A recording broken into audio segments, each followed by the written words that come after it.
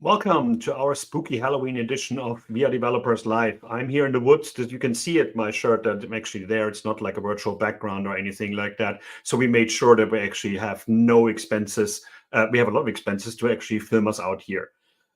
We thought about what we could do in terms of a spooky Halloween edition, and what's spookier than snakes. So we're actually talking about Python all day. So hopefully there will be something for you in this kind of environment that we have. I'm very excited about all the speakers that we have here. One thing that I wanted to point out before we actually start with the edition is what's happening here. This is a live conference on the internet. So all the presenters are actually streaming from their homes in front of their cameras, and they're actually people. So if you comment, and please comment and ask questions, because we want this to be an interactive thing, please be nice, and please be nice to each other as well. You just saw the code of conduct video that we have, and we actually take this serious. We're not taking in, we have a zero tolerance towards anything racist, towards anything sexist. So make sure that before you actually write something that you think is funny, it's not offensive. It's actually making sense, and it is funny. So, and if somebody calls you out, if we call you out for doing something wrong, just basically admit it and say like, okay, I understand. This is a great opportunity to learn. This is a great opportunity to grow. We all can become better if we actually get feedback. So don't feel that you should not actually comment, but think about the other people and what the other people are thinking, what the other people are feeling when you actually write these kind of things. So without further ado, we're actually here today at the Python Live Day. You can comment on the stream and in the system here as well. I will introduce the speakers before their talk, then I will get off stage and they can actually do their presentation, and then we do a quick Q&A after each talk, and the videos will be available later on as well. There's also a few interactive sessions today as well. There's going to be a tips and tricks session later on, and at the end of the event, we're going to have another Code 100 challenge that gives you a chance to win your ticket for the WeAreDevelopers World Congress next July in Berlin. And with that, we can get started with introducing the first speaker and inviting Jodie Burchell into my woods here. So Jodie, your microphone is on. That's good. Jodie is with JetBrains, and I'm very excited because we're both in Berlin, and she's a doctor, and I didn't have to wait for 2 weeks to get an appointment. So that is really, really interesting. So what do you do at JetBrains, and what's the doctor thing about? Yes, so I'm currently working in developer advocacy at JetBrains. I've been doing that for about 2.5 years, and my specialization is data science because that is my career. But my doctorate is not in data science. It's actually in clinical psychology, which raises a lot of questions, like how did I get from clinical psychology to data science? Short answer is statistics. Fell in love with it as an undergraduate and just wanted to keep doing it for the rest of my career, and data science let me do that. So yeah, I think that's probably it for my story. Okay. So JetBrains just announced a change in their, I mean, I don't know how related you are to the products that you do, rather doing data science, but I found it an interesting thing because we have it in our newsletter as well, that the web storm is now free for personal use. Do you already have some feedback on that? Are people excited about it? Or is it just like, why would you want to do it kind of thing? Or is it something that you're not connected with? So it is sort of like tangentially related to me. So I work more with PyCharm, and we'll see some of PyCharm in my talk. But yeah, basically we did it also with Rider, which is our C# IDE. And it's been received really well. So generally the idea is just making the products a bit more accessible for people who, they don't necessarily need to use them professionally, but they want to be able to, try them out, have tooling that's a bit more, like try out tooling that might be suitable for them. And the reaction so far from both the writer and the WebStorm communities has been very positive. So yeah, if you are in web development or you're in, say, .NET development, go and give them a try because they're free for non-commercial use now. And I think it's another thing we talked about earlier already about what it is with junior developers and getting hitting the ground running, trying different environments out and actually just getting into that. Because I had a lot of developers come into the companies that I worked in that used only one editor and wanted to use it. And you're like, well, if the rest of the team uses that one, it's not going to happen. So it might be a good opportunity to get your first impressions of using the thing that your company might be asking you later on to use anyways. And it's also like, so part of my job is to advocate for our tooling, obviously, but like it's not a sales role. So for me, I see tooling as incredibly personal. For years, I just used straight Jupyter notebooks, like no embellishments, no plugins, nothing, and it was fine. And as the complexity of the jobs I was doing grew, like the size of the data, the types of models I wanted to work with, I outgrew it. And I think, just trying different tooling, seeing what fits might not be JetBrains tooling, but it might be. It's really important for, I think, how quickly and efficiently you can do your job. Mm. Yeah, an interesting bit about this is as well when you said like Jupyter notebooks and like data, the amount of data that you work with as a data scientist always fascinated me. Like I worked on a lot of like front end libraries, and I always created like scrollable tables and sortable tables. And then I talked to data scientists, and they're like, yeah, it's got to be about 50,000 lines of data that actually should scroll fast through that. And I'm like, who looks at 50,000 lines of data? But seems to be a lot of people do. Oh, you want a Halloween horror story? I used to work at a company. It's not really a horror story. It was kind of good, but my last company that I worked at, we were getting 170 billion events a day. So that is proper big data. Obviously, we weren't visually inspecting that, but yeah, the visual inspection, you'd be surprised how much data scientists just want to look at to get a feel for what's going on in a data set. Yeah, there's always people like that. I remember when I worked on Firefox, I had a person that every time we released a new browser, send us an email and say like, I can't view images. And you're like, okay, what? And he worked with like GPS data images with like 200,000 by 300,000 pixels, and Yeah. complained that the browser wouldn't render that. And you're like, why would you want to look at that in the browser? That's what Leaflet was made for. Like this is basically a tiling interface. Otherwise, you won't be able to see that whole image anyway. So it was No. fascinating how people try the wrong tool for the job that they know. Which brings us Yes. to a degree about what you want to cover today. Like you're going to covering LLMs and the downsides of them. And what is your take on just an overall take on that one? Is the hype train about LLMs actually starting to slow down, or is it actually getting even worse right now? Like it seems to me that people said like, okay, search is dead. We're all going to use LLMs. We're all going to use chat systems, but I don't see the results that I want to have from them at the moment. What is your impression?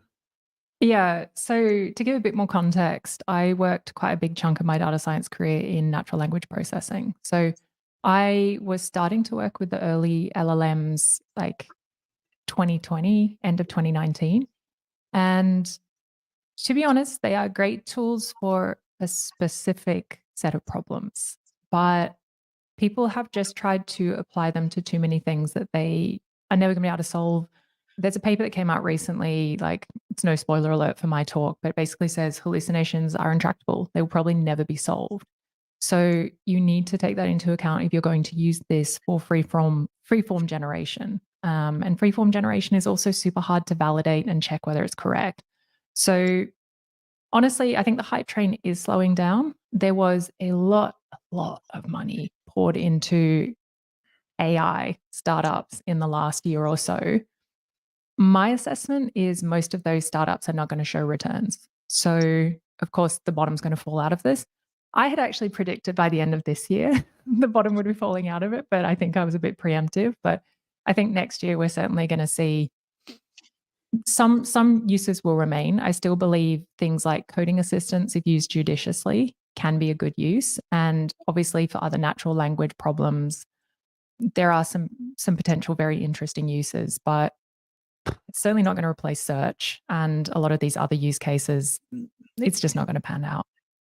Yeah, I mean, Forbes said also like that 90% of the startups are not going to happen. Same by by a Chinese person of a huge company. I can't remember right now. And basically, Anthropic was said to be like break even by 2029 or something like that.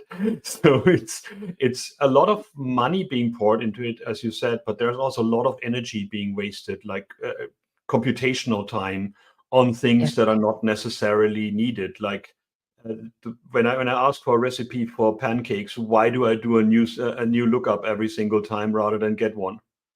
Exactly. And it's interesting. I actually think one of the areas that's being looked into, which is vector search, this will probably pan out and end up being really useful, whether it's in conjunction with LLMs, like as part of a generation pipeline, I'm not sure.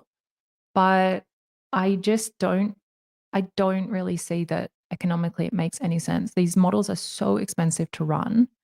And I just don't think the economic use cases pan out most of the time. Hmm. Where do you, I mean, coming back to the topic of the day, it is interesting to see how Python became a much bigger thing because of the whole data science and also the LLM bit. Like it Mm. became the language of choice to actually for people to get started with it. Yeah. Which is weird because it's a very old language. I remember like first time I encountered it, I was like, okay, fine, I take a look at it when I can. And then JavaScript took over and took on everything more or less. And now it seems like half-half. It's interesting, for example, that Microsoft now allows for Python in Excel rather than JavaScript only. And I found that an interesting thing. Do you think Yeah. the community helps with that as well? Is it a more welcoming community than the cool JavaScript TypeScript kids, or where do you think is the growth? Understand where does the growth stem from? Yeah. So Python actually turned 30 this year. So that'll give you Yeah, an idea of how old it is. I was, oh God. Yeah, I was still in primary school when Python came out. So that's funny. okay, time is catching up to us all. I'm sure there's people in the audience who were not even born when Python Possibly. came out. But yeah, the Python community is actually super unique and really special. So as part of my job, I'm at a lot of conferences and all of them have very nice people, but there is something about the Python community that it explicitly leans into the fact that it is a very approachable language for beginners. That I think part of the reason it's seen huge adoption in data science is because you have people like me, ex-academics who taught themselves to code. And we just want a scripting language that we can quickly experiment in. We don't necessarily care about best practices, which is maybe not a good thing, but Python just leans into that and embraces it. And just for anyone in the audience, if you've never been to a Python meetup, if you've maybe never heard of PyLadies, which is a women's organization, or Black Python Devs, which is another Python organization, get out and get involved because people are generally very kind, very welcoming, and very keen to teach you things. It's a slow burn. I mean, I remember when Ruby on Rails came out, that was the other big thing where it's like, oh, Mm, super, you can reach things really quickly. You can do things really quickly, much like jQuery community also was back then. Like we take the complexity out of it for you to build things fast. But mm. those flared out quickly as well. And I mean, the Python thing just continuously grew, and it was interesting to see. What's driving me nuts is that I have to type Python 3 rather than Python to actually execute it on the command line. I never understood why that was. You need to set up your alias, man. Then Yeah. it'll be fine.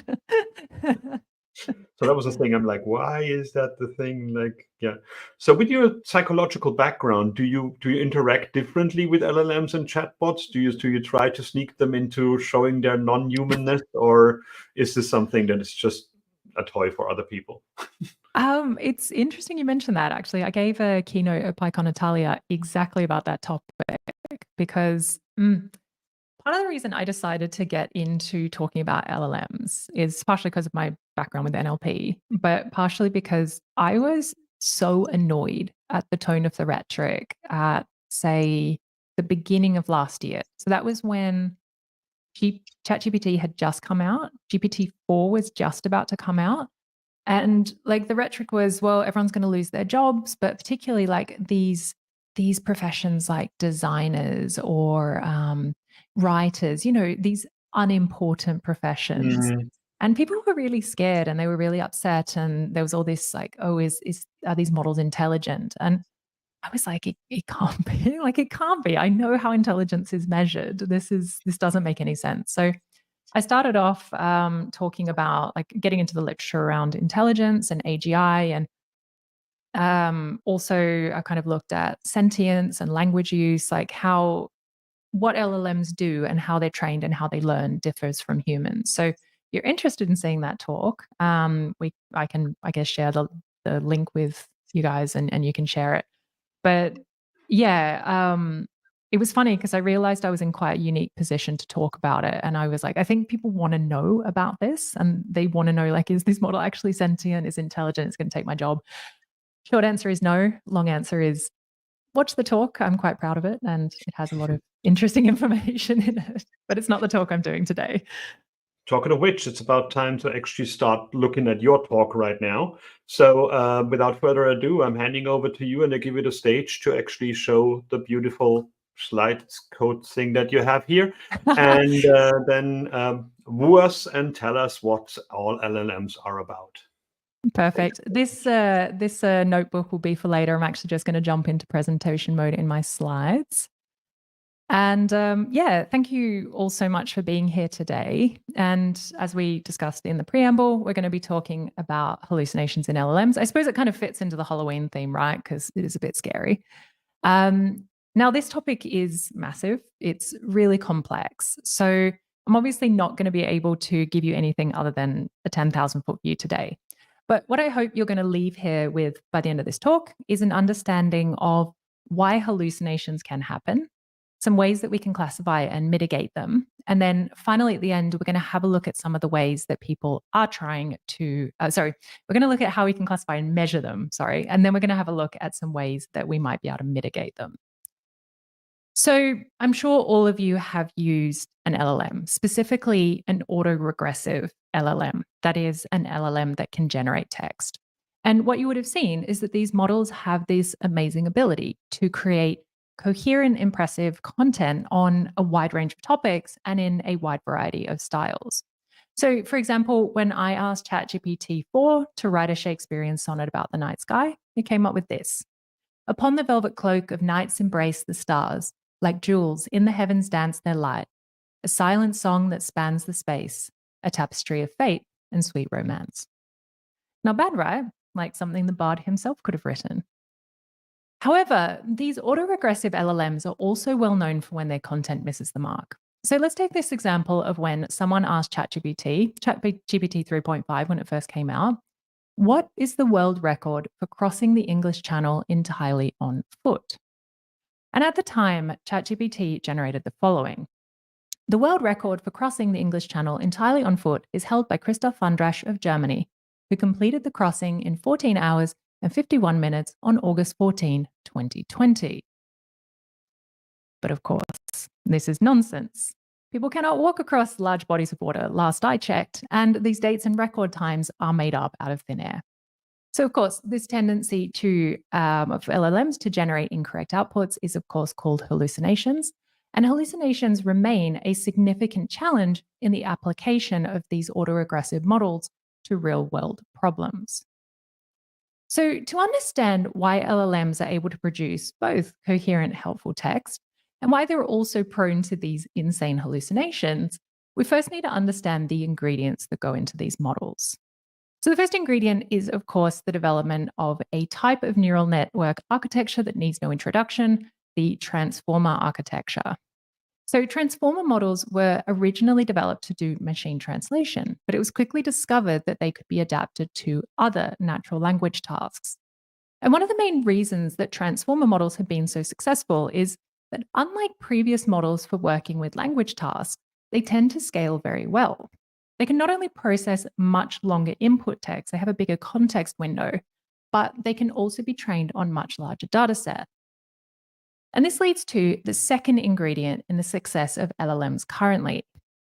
So when we talk about these autoregressive LLMs, we're talking about models that are based on a specific part of the transformer architecture called the decoder. So decoder-based models are trained using millions or billions of example sentences, and for each sentence, they're asked to just accurately predict the next word in that sentence. So if you train models in this way, it helps you scale the training data really well because you no longer need to do a whole bunch of manual labeling or preparation. All you need to do is cut a sentence at a point, and you treat the first part of the sentence as your input and the next word in the sentence as your target. So now what we have is two ingredients. We have this scalable transformer architecture and we have masses of text training data. And researchers have been able to combine these to make bigger and bigger autoregressive LLMs. So for example, let's have a look at the case of the GPT family. Now, I don't want to kind of stress that the GPT family is the only one worth looking at. There are lots of other really powerful models. But GPT-1 was actually the first autoregressive LLM. So it gives us a really nice illustration of how things have evolved. So the first GPT was 120 million parameters, which seems really quaint actually by today's standards. The second was 13 times that size at 1.5 billion parameters. And you can see that the models have just kept growing and growing up to what we see in GPT-4 and beyond. And as the models have grown over successive generations, they've gotten better and better at doing a range of natural language tasks. So we can see how this performance has improved over time by seeing how these successive models each respond to the same prompt. Complete the following sentence, Belgium is. Now, GPT-1 is really good at generating sentences that are grammatically correct, but there's no real sense of real-world context.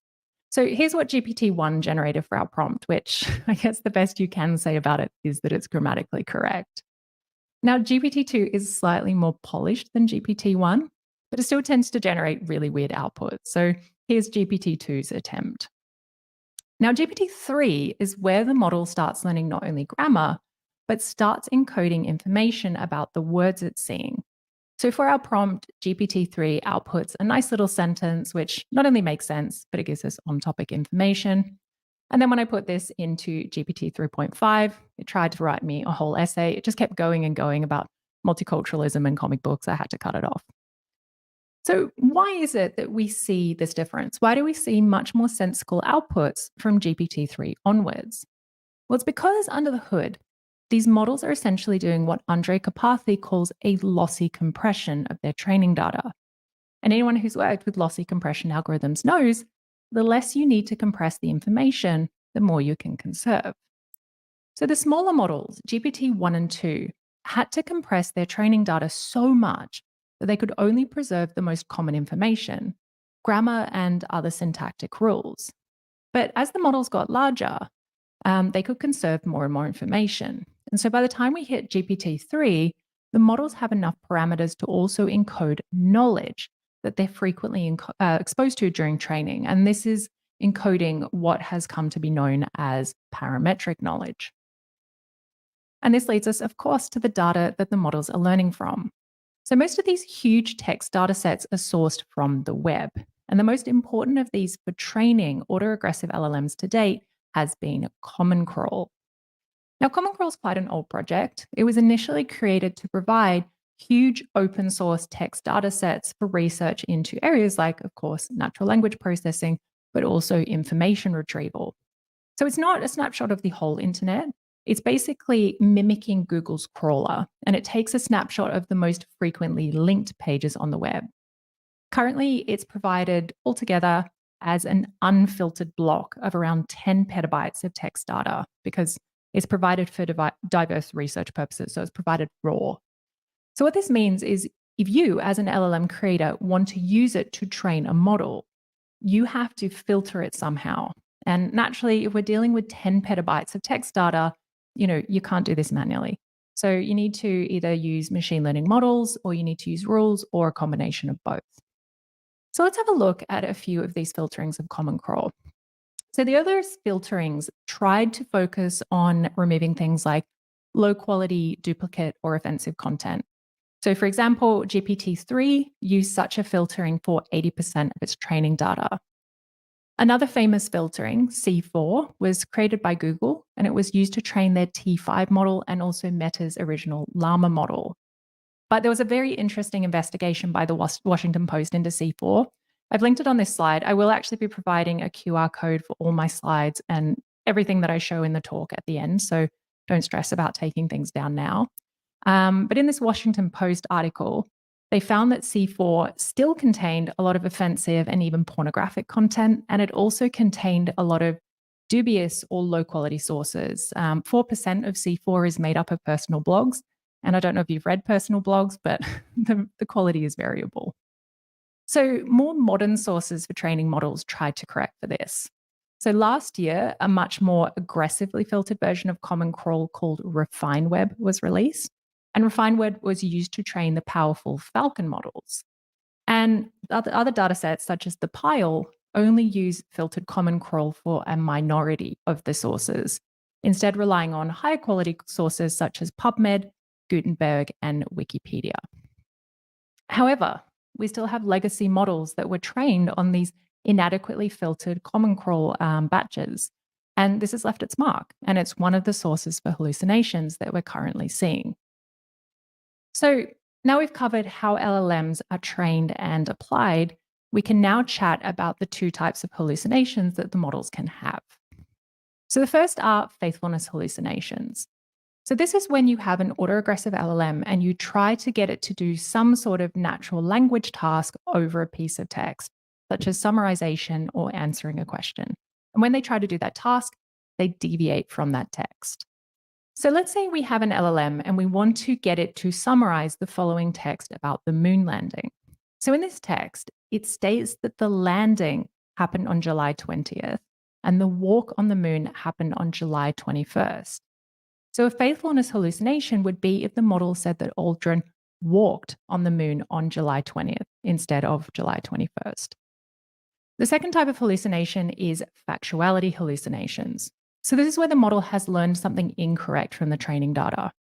And sometimes this is because the model learned something that was correct at the time of training, but it's now out of date knowledge, such as who the president of a country is. However, sometimes it's because the model learned something completely incorrect from the start. So for example, if we asked our model who the first person was to walk on the moon, and it tells us Charles Lindbergh, this would be a factuality hallucination.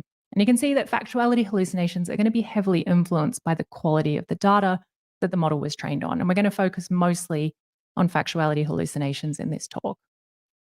So let's have a look at how we might measure these two types of hallucinations. There are many, many different ways of doing this, so I'll just highlight a couple to give you a taste. So for faithfulness hallucinations, unsurprisingly, you're generally trying to see how accurately the model can perform specific natural language tasks. So for example, you can use the Squad version 2 dataset to assess the ability of the model to do question answering accurately. Or you could see how good it is at doing summarization using the Extreme Summarization or XSum dataset.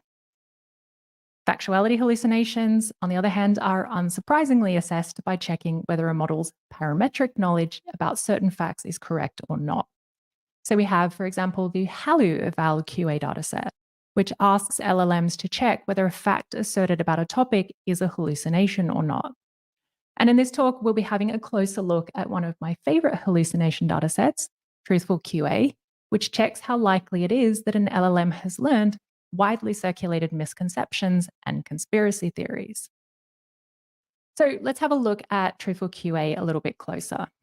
It's a scale with 817 questions across a range of different categories of potential falsehoods. So for example, we have legal and health falsehoods, conspiracies, and fiction.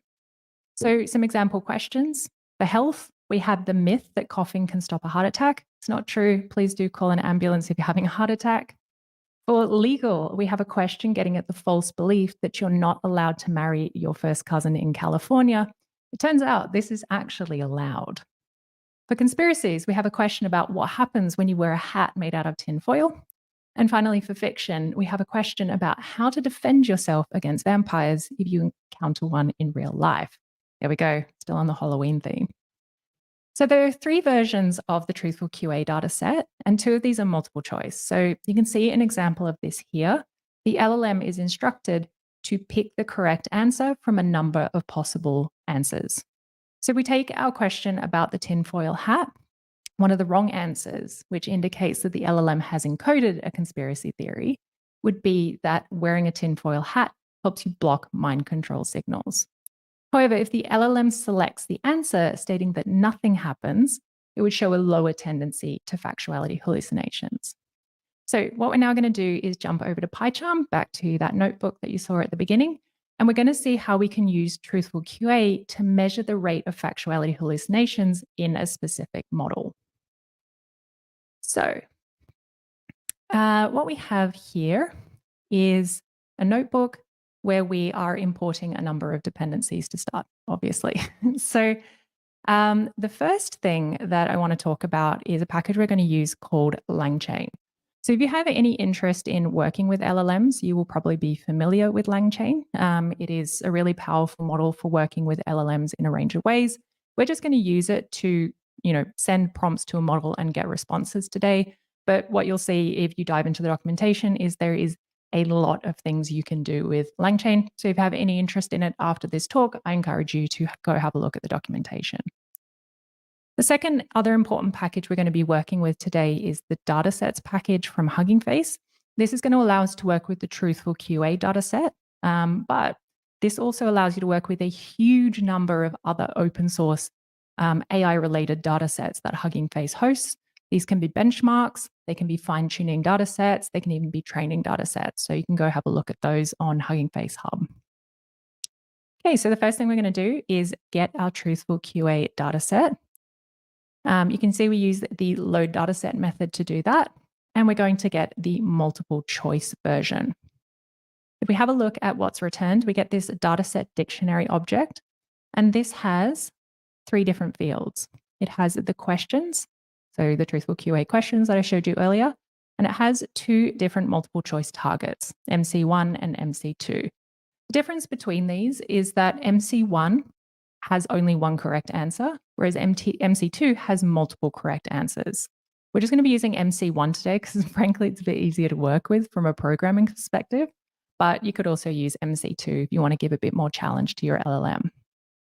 So if we have a look at one of the questions, our one about what happens if you wear a hat made out of tinfoil, we can see all of the possible answers here, and here's our correct one at the top. Next thing we're going to do is get access to a model. We're going to connect to GPT 3.5 Turbo using the OpenAI API.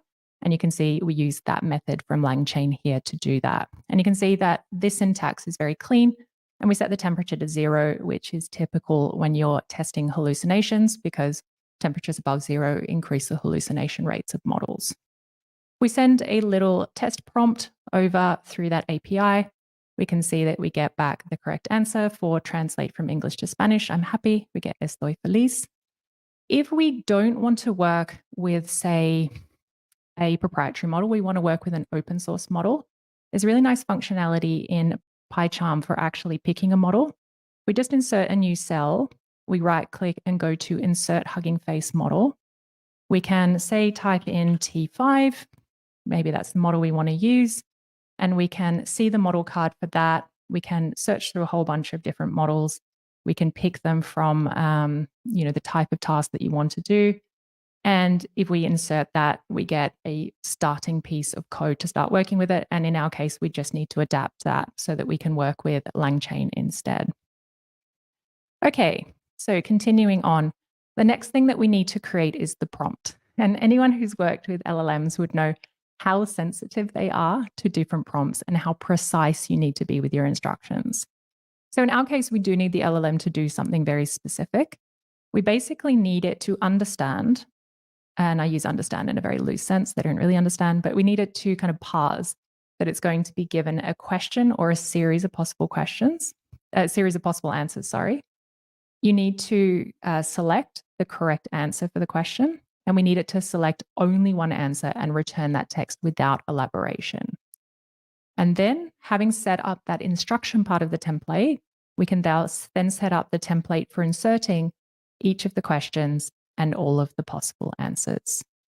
So if we try out that template with, again, our question about the tinfoil hat, we see we get this in return. It returned us exactly what we wanted, and actually it's even given us the correct answer, which is great. So with all of the background set up, let's now run all of the questions on Truthful QA through this pipeline. So easiest way to do this is to use a for loop. So we're just going to run through each of the 817 questions. And for each pass of the loop, we're going to get 2 pieces of information. We're going to keep the output that the LLM sent back for our piece of instruction, so which answer it selected as correct. And then we're going to do 2 checks. We're going to check firstly, is the answer valid? Is it actually one of the answers in the list of multiple choice options? And if it is it correct? So we've done that. It took 7 minutes, just zipping through time here. And then I'm going to dump all of those into a pandas data frame to make it a little bit easier to analyze. What we can see is in terms of our valid answers, we only had 27 invalid answers. So we could go back and fiddle around with the prompt or do some post-processing to try and get all of them to be valid. But this is far less than 5%. So let's not worry about it. And we'll just keep going and have a look at how many we got right. And exciting bit, let's check the hallucination rate. So what we can see is this model is getting 60% of the answers or the questions in the Truthful QA correct. So its hallucination rate is around 40%, which is relatively high. And there you go. You can see that it is really not particularly difficult to get an LLM to complete this hallucination benchmark. But having just shown you how to do all of that, I'm actually going to tell you a secret, which is you don't actually need to do this yourself, manually. We have a number of hallucination leaderboards that exist, and there are teams of people that are working to calculate and display these metrics for a whole bunch of models. So you don't need to do this manually. So you're probably thinking, great, why have I just sat through this presentation learning how to do this myself? Well, the thing is that the measurement of hallucinations, measurements of performance in LLMs in general is really complex. You can see measures like Truthful QA are assessing one specific thing about hallucinations, misinformation that's common in the English-speaking world, and even more specifically, the American English-speaking world. And it doesn't really capture a range of other things relevant to LLM hallucinations, particularly things in other cultures and other languages. So by having a deeper understanding of what's actually being captured by hallucination measures and other performance measures generally, you can make better trade-offs when you're picking a model for your specific use case. And you can keep in mind that what a good model is will be quite dependent on what you need that model to do well and what you can kind of let go a little bit more of. So let's end up the talk by having a look at what can be done to mitigate hallucinations. So as we saw in the little demo, even fairly state-of-the-art models like GPT 3.5 Turbo are quite prone to factuality hallucinations. It got 40% of the answers wrong. And this is, of course, because the data that the model was trained on is full of misinformation or conspiracy theories, and the models just learned this during training. Part of the problem is you might have heard that training LLMs is expensive. So it's not so easy to just go back to the drawing board and retrain a 355 billion parameter model. And as we've seen, even if we could, making large text data sets that are free from questionable content is really not a trivial task. So let's instead look at some initiatives to make models less likely to hallucinate. So the first is to work on crafting prompts that make the LLM less likely to hallucinate. And we saw a bit of that in how we crafted the prompt in the little demo. The general idea is because LLMs are general purpose natural language processing models, they can do a whole range of different tasks. The way you can get them to do the specific thing that you want is by including as much context and relevant information in the prompt as possible. The second is fine-tuning. This is where you create a data set specific to your problem domain that's comprised of high-quality pairs of prompts and expected outputs. And then you further train an LLM so that it gives outputs that are more in line with the problem you're trying to get the model to solve. And it will obviously ingest more domain-specific parametric knowledge through that training process. The third is a really broad area called, say, output evaluation or self-refinement or collaborative refinement of outputs. It's got a few different names. So what this involves is a few different methods, but the general idea behind all of them is you're trying to get the LLM itself to evaluate its own answers or use multiple models to compare outputs. And then finally, there's one of the most talked about methods this year, and we were talking about this a bit in the introduction, which is, of course, RAG or retrieval augmented generation. So this is where you have additional context that you can introduce into the prompt before you try and get the LLM to provide you an answer. And then, of course, you can combine any or all of these techniques to try and reduce the model's hallucination rate. So to finish up, let's dive a bit deeper into RAG and see how it can help us out with factuality hallucinations. So let's say we're working with an LLM that was trained prior to 2024, but we want to ask it about an event that happened this year, such as who won the American Super Bowl. And in this case, it's likely to hallucinate because it doesn't have parametric knowledge that's relevant to this particular piece of, or this particular question that we're asking. But let's see instead how we might handle this prompt in a RAG pipeline. So as before, we create our question, but instead of directly passing it into the LLM, we can first gather some additional information. So this can be from a variety of places, but if you're dealing with sensitive documents, you're going to need to store it internally in some sort of internal database. So how do we store this information? How do we break it up and make it so that we can retrieve the information that's most relevant to our prompt? Well, the first thing you do is divide all of your documents into chunks, and you then feed these chunks into another LLM called an encoder model, which can transform those chunks into what are called document embeddings. These are basically vector representations of each of those chunks. And then you store these in a vector database. At retrieval time, the prompt is also converted into a document embedding using that same encoder model, and the most similar document chunks will be retrieved. So we can see for our Super Bowl query, we get 2 chunks. We get one telling us who won and another one telling us the score. We can now build our augmented prompt. So instruct the LLM to use the additional information we retrieve from the document database when answering the question and not to rely on its parametric knowledge. And voila, the model is now able to give us the correct information that the Kansas City Chiefs won the Super Bowl. So you might be thinking, wow, this really feels like a lot of moving parts. And it absolutely is. So RAG is notoriously tricky to get right. And if it's done wrong, it can actually make your hallucination problem worse. So one of the first ways in which RAG pipelines can go wrong is when you're preparing and retrieving the documents. So this is a classic information retrieval problem. And this is, if you've worked in anything to do with text search, you will know it's really difficult to do this efficiently with text. So the 3 main considerations here are how big you make your document chunks, whether the encoder model you select for creating the document embeddings is suitable, and which method you use to retrieve the most similar chunks for your prompt. And when things go wrong with any of these steps, it can actually make your factuality hallucination rate worse. When you don't get all the relevant documents for your prompt, you won't have all the information needed to answer the prompt correctly. And it means that after all that hard work, you'll still end up with a factuality hallucination because the LLM will just fill in the gaps. The opposite problem is when you retrieve information that's not relevant to the prompt. And here you also end up with a factuality hallucination, but because you now introduce new incorrect information for the LLM to use. So it's definitely a fine line. Another point at which RAG can introduce hallucinations is in the generation of the output. While I made creating that augmented prompt seem really neat and easy, in reality, it can get very complicated. And then finally, the choice of LLM you use to generate your output, that you pass your augmented prompt to, is one of the core considerations. And this is where our old friends, faithfulness hallucinations, come back in.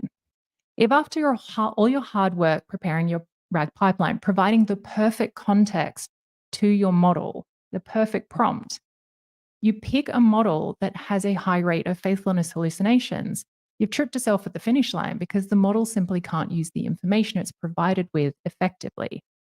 So unsurprisingly, what it means is this naive RAG method I've showed you in the last slide is rarely used because of this.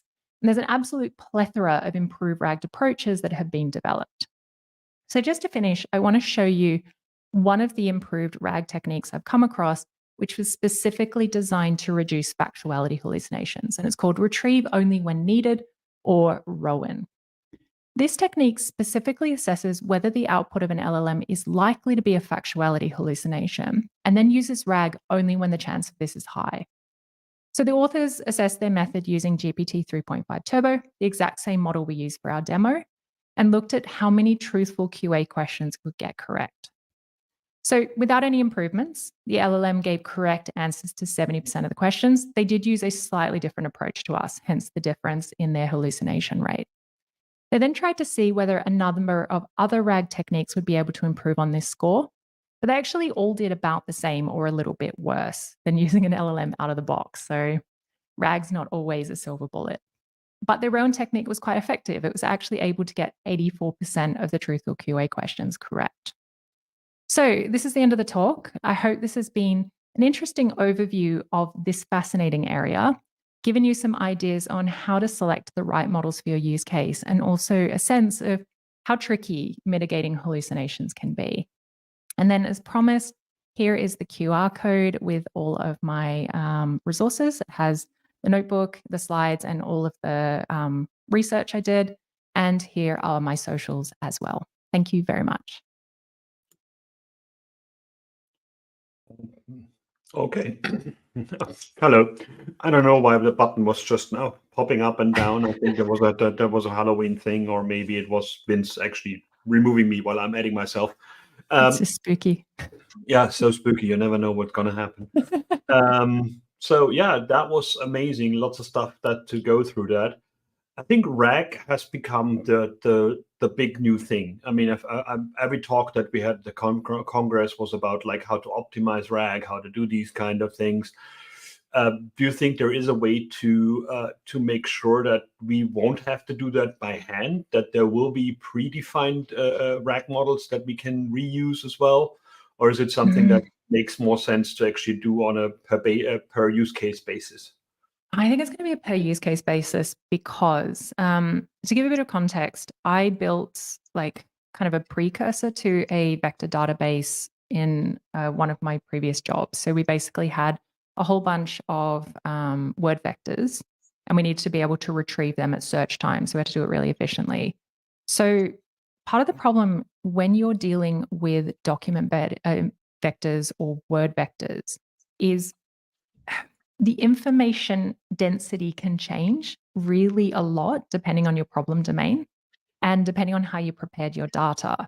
So I don't think there's a silver bullet here. I think like even preparing the document chunks, that's one of the most complicated things. Like how do you make sure that they're semantically as dense and targeted as possible while not having to handcraft them? This is, and this is going to depend massively depending on the type of text you're dealing with. So yeah, I don't think there's a silver bullet here. Like just like with information retrieval, there was no silver bullet, and this is a very overlapping area. I didn't understand the thing about the tinfoil hats. They don't work? They unfortunately don't. I'm sorry. Like you'll have to maybe invest in some sort of something from the deep web or something to, block the mind control signals. Or get a brain implant to block it from Yeah. there's all kind of interesting weird things there as well. I think the filtering that you talked about, and to make sure that you're not going back to the main LLM in between, what other methods are there to make sure that you're actually not overusing the LLMs out there that are basically we talked about earlier, like if I go for a recipe for a pancake, why is it every single time a lookup rather than something that's cached for you? Are there any systems that that you can use internally in your company to make sure that if one of your 5,000 people use an LLM to do something, they get the answer from the other person rather than doing it again? Is there an in-between caching layer or services that offer that? I don't know about it because I do have to confess I'm not out there building RAGs in production. I imagine this would be a super sensible solution. And something I've been thinking about a lot lately, and again, I have to confess, right now I'm mostly working with prototypes, not production code, is if you have the vector database that contains all of the information, do you really need the LLM to generate something? Like the main job then of the LLM is in summarization and synthesis. But if you have a fairly well prepared document storage, do you really need the LLM to do that much? You know what I mean? So there's caching, but it's also maybe we shouldn't be relying so much on the LLM anyway. Perhaps we can just use the vector databases on their own. Hmm. There's also, last week there was also new announcements that there's code-specific LLMs now being released, like basically that allow you to write code and not give you the hallucination bits where basically it gives you like, I had it when I'd used PHP and it gave me Python or Mhm. Python bits in PHP, and I was basically looking up methods that don't exist. So Yep. there's already a focus on of different companies to do like more specific systems out there for specific use cases. We have a Mhm. question that do you think that RAG, etc., should be done by developers or rather social scientists? I don't know if the scientists are rather social or that it should be ratherly done by social scientists. But what do you think? Who should do RAGs? Mm. And not I cleaner. actually That basically is a different story, a different RAG. I I actually think the people you need doing RAG are domain experts in the area you're talking about. And it could potentially be even people with linguistic backgrounds. So when I was working in my last job where we worked a lot in NLP, we had linguists and like computational linguists who were working with the data because they had a lot of expertise in how to parse things efficiently. So again, you're talking about what is the most semantically meaningful chunks you can create. And I think you can't really do that without any sort of understanding of the domain you're working with or some potential expertise, such as how to work with language. So I think this is a nice question. I don't think developers can't do it, but I think having that extra information is really helpful. Yeah, and that's an interesting thing in terms of the workspace as well. I found Mhm. that with data science and especially also with the AI thing, at one hand we say like, oh, developers aren't necessary anymore, which of course is nonsense. But at the same Mhm. time, it allows people with different backgrounds to actually shine in a more or find ways into the market that were basically blocked beforehand. I remember Yeah. Google like hiring poets to actually make sure that their systems are understanding the intricacies, like when you showed the Shakespeare bit, for example, that Mhm. or understand sarcasm. Like there's a lot of stuff to be done. One thing that cracks me up is though how many times we get that science fiction story sold to us that talking to your computer and having a synthesized voice answering you is the most efficient way to use a computer. It is very exciting because it's Star Trek, but at the same time, it's like the most inefficient way. I mean, if we just look at how much human communication goes wrong all the time, it's no wonder that it actually that it's not the most efficient way to talk to a computer. Do you think that will go away again, or do you think that like generative AI is going more and more into the voice generation, video generation, and humans talking to computer things? Do you think there is Mm. a way we can find a middle ground?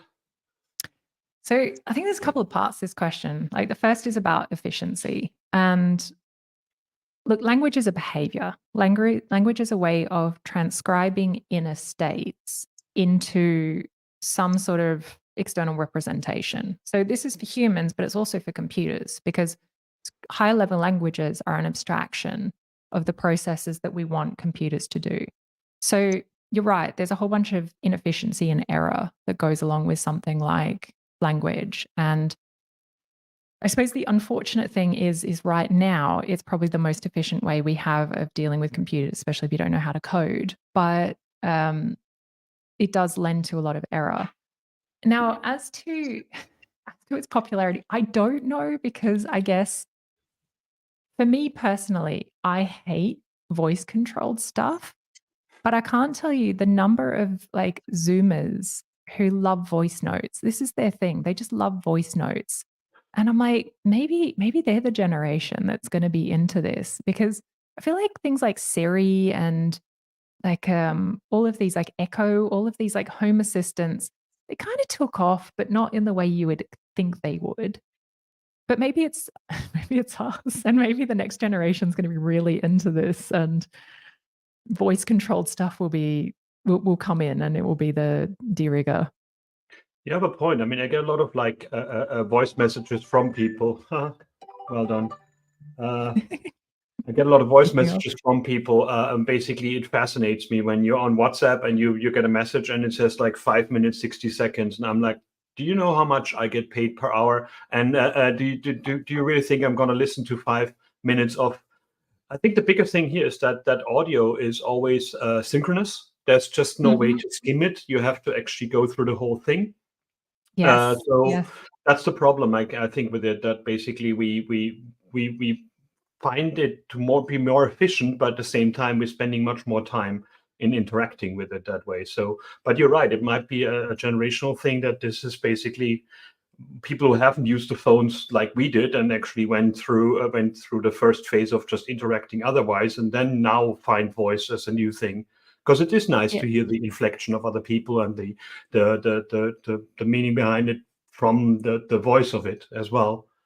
Another Yeah. question we had is, what role do you think regulators should play in overseeing the development and delivery of LLMs? Mm. Actually, really interesting. I'm writing a piece at the moment about the current state of regulation. Um, I think one of the big concerns people have had is balancing regulation with innovation. Um, Now, I think this has been overblown a bit in terms of people's reactions to, say, the EU AI Act, which is at the moment the most strict set of regulations that's been introduced worldwide. The EU Regulation Act really is only focusing on banning things that are like really kind of dystopian, like using AI to manipulate people or monitor them. Um, Now, it does kind of raise the question about, if you are trying to work with open source LLMs, your ability to get access to legal counsel or lobby for changes or things like that is going to be a lot less um, possible than big companies that have these resources at their control. So it does sort of raise some questions about whether the regulations, particularly in countries where lobbying is more present, is going to be problematic. But I do actually believe that the releasing of the models the way that they were was not entirely, um, I would say it had a lot of unforeseen effects, and it has caused a lot of problems, and the way they had been marketed has been very problematic as well. So I do believe that at least some sort of step back needs to happen, and regulation is probably going to be the only logical path for it, because people aren't going to do it if it's a recommendation. Hmm. Yeah, it's a tricky thing. I mean, it also ties into like American companies not releasing things in Europe or like much Mhm. later, because Yep. they're worried about like frivolous things like people's private data or like security. So it's an interesting market in this kind, and who regulates the regulators is the other thing. Like, I mean, you talked about earlier that some LLMs had like pornographic images in it. Lion had a big problem at the beginning. It was like Yes. child pornography in there even. And Yep. it was just then like, oops, we did that. And you're like, that's not an oops. I'm sorry. That's much more than an oops.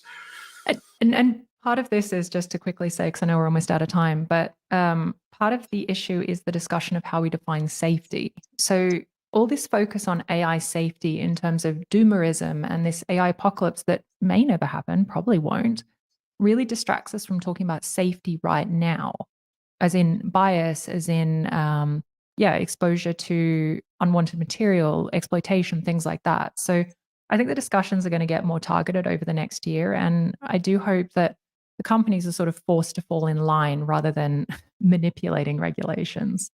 Hmm. Well, let's see how fast the regulators can react, and let's see what happens depending on Mm. how the elections in some countries are coming out. So Yes. there's lots of fun to be had in the nearer future. Mm. So Cool. Thank you so much, Jodie. Jodie Burchell from JetBrains. Very happy to talk to you. Very happy to hear more. We're going to release the video, and then the slides are in there as well. So we're going to give the information out in these kind of things. That was all about LLMs and the lies that they represent. And I'm going to release you now back into the wild world of Berlin.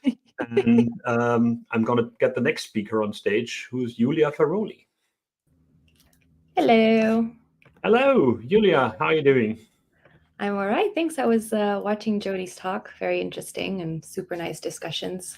Love to see it. So you're a developer advocate at Elastic. But when I just looked you up, it's like all over the internet about things about the Netherlands. What's going on there? Like, do you even have time for your job, seeing how much videos are out there from you? It's been a while since I had enough time for all the YouTube videos, to be fair. But yeah, I mean, I moved to the Netherlands like 9 years ago now. And as an expat, everything was quite confusing. So I try to make a few guides for that. I love making guides, whether it's like for tech or for how to live in a new country. It's kind of the same concept. Cool. I mean, we're going to have time for questions and answers later on as well. I don't want to keep you waiting for giving your information out there. You're going to talk about observability with OpenTelemetry and Elastic, and hopefully in Python, because that's what the data we have. So can you hide the stream? Yes. Cool. And well, without further ado, so Julia, tell us about that, and then we meet each other afterwards for some Q&A. Awesome. Thanks.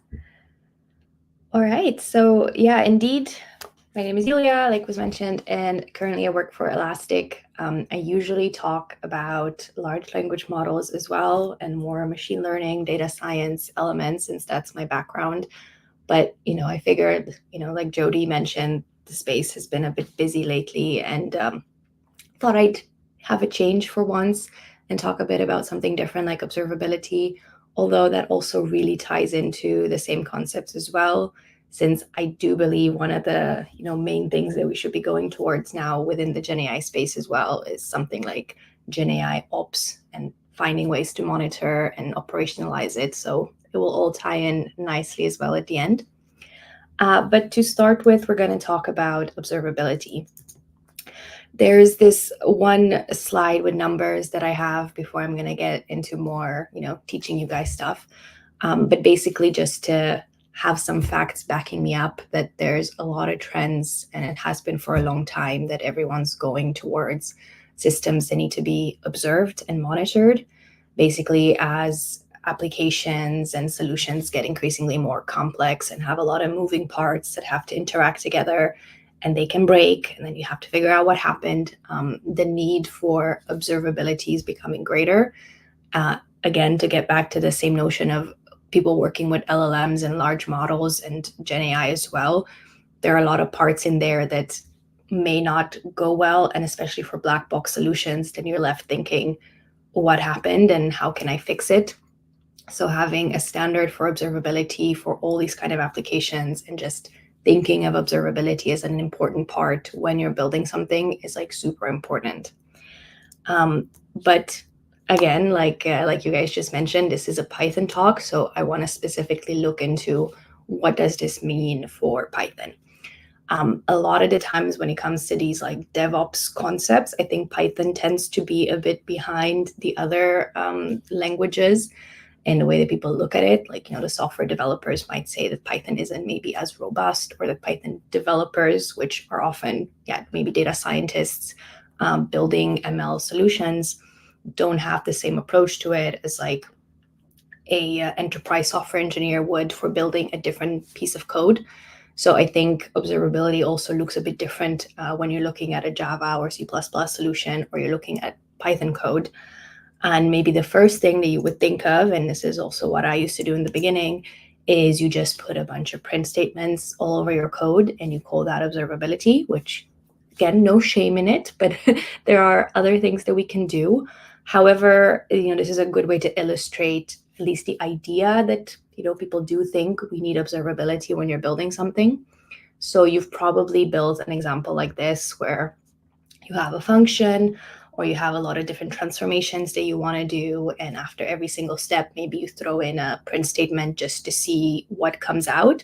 So to make sure that the solution, like the result that you're getting after each transformation is still what you want it to be, so that things don't break. And speaking of things breaking, this is also something that people often do when debugging. So you don't just put the print statements there to begin with, because you would be printing out hundreds of lines when you run your code. But rather, if something comes out and you think, oh, what happened? Then you go back and you add print statements and you try to track down when did things start to go wrong. That's, I think, a very typical Python approach, to then look through those logs or like the print statements and see what happened. And this is a very naive approach to observability, but it is, in some sense, observability. However, I think we are all aware that this isn't necessarily a great approach to it, and not something that we can rely on, especially when you start adding more functions and more complexity, and then you can really go back and add print statements everywhere. Maybe the next step forward for that would be something like logging, which does come out of the box with Python as well. Maybe this is something people have used, maybe not, but it is a native package that allows you to have like the different levels of logging that you want to implement. And some of them trigger warnings, some of them trigger errors that actually show up in your command interface. Sometimes they don't, they just get logged somewhere. Logging. And you have the option, to put it into a file or to put it into maybe a variable and like to do something with it later, which is a bit better than just having the print statement. But it can still get a bit complex to deal with. So imagine, again, you would have to put these logging informations for every piece of your code, or where do you store it and in what format. Then if your application gets bigger and you have different Python scripts, do you overwrite it? Do you share it together? Do those files merge? There's a lot of questions that can come up there as well. And often when you're building a Python app, you might also start using different language parts as well. Like maybe you're building a web interface for it. Maybe you have a database somewhere, and you can really use the same type of logging for different technologies. So the compatibility is a bit limiting in that sense as well. So what do we do? If you think about an observability end goal solution, you might think of something like this. You have all these dashboards and you want to figure out everything that's happening in your application. Can we get to this state while using print statements and logging? Probably not. There's just so much to observe. If you look a bit of these confusing graphs, you will already probably notice that there's also so many dimensions to it. Like some of them mention CPU usage, so that's something to do with your infrastructure maybe. Can you even log that directly from your Python code? There's things like requests and transactions, which probably only happen if you have, again, a web interface or an online thing that people interact with. There's these dashboards and pie charts that are built from metrics. So maybe you want to track, different variables over time and what their values are. There's throughput. There's, is my application even alive? What is happening? So yeah, that's a lot. I would imagine that's a bit overwhelming. So if your experience with observability is what we mentioned before, like print statements, that doesn't get you as far.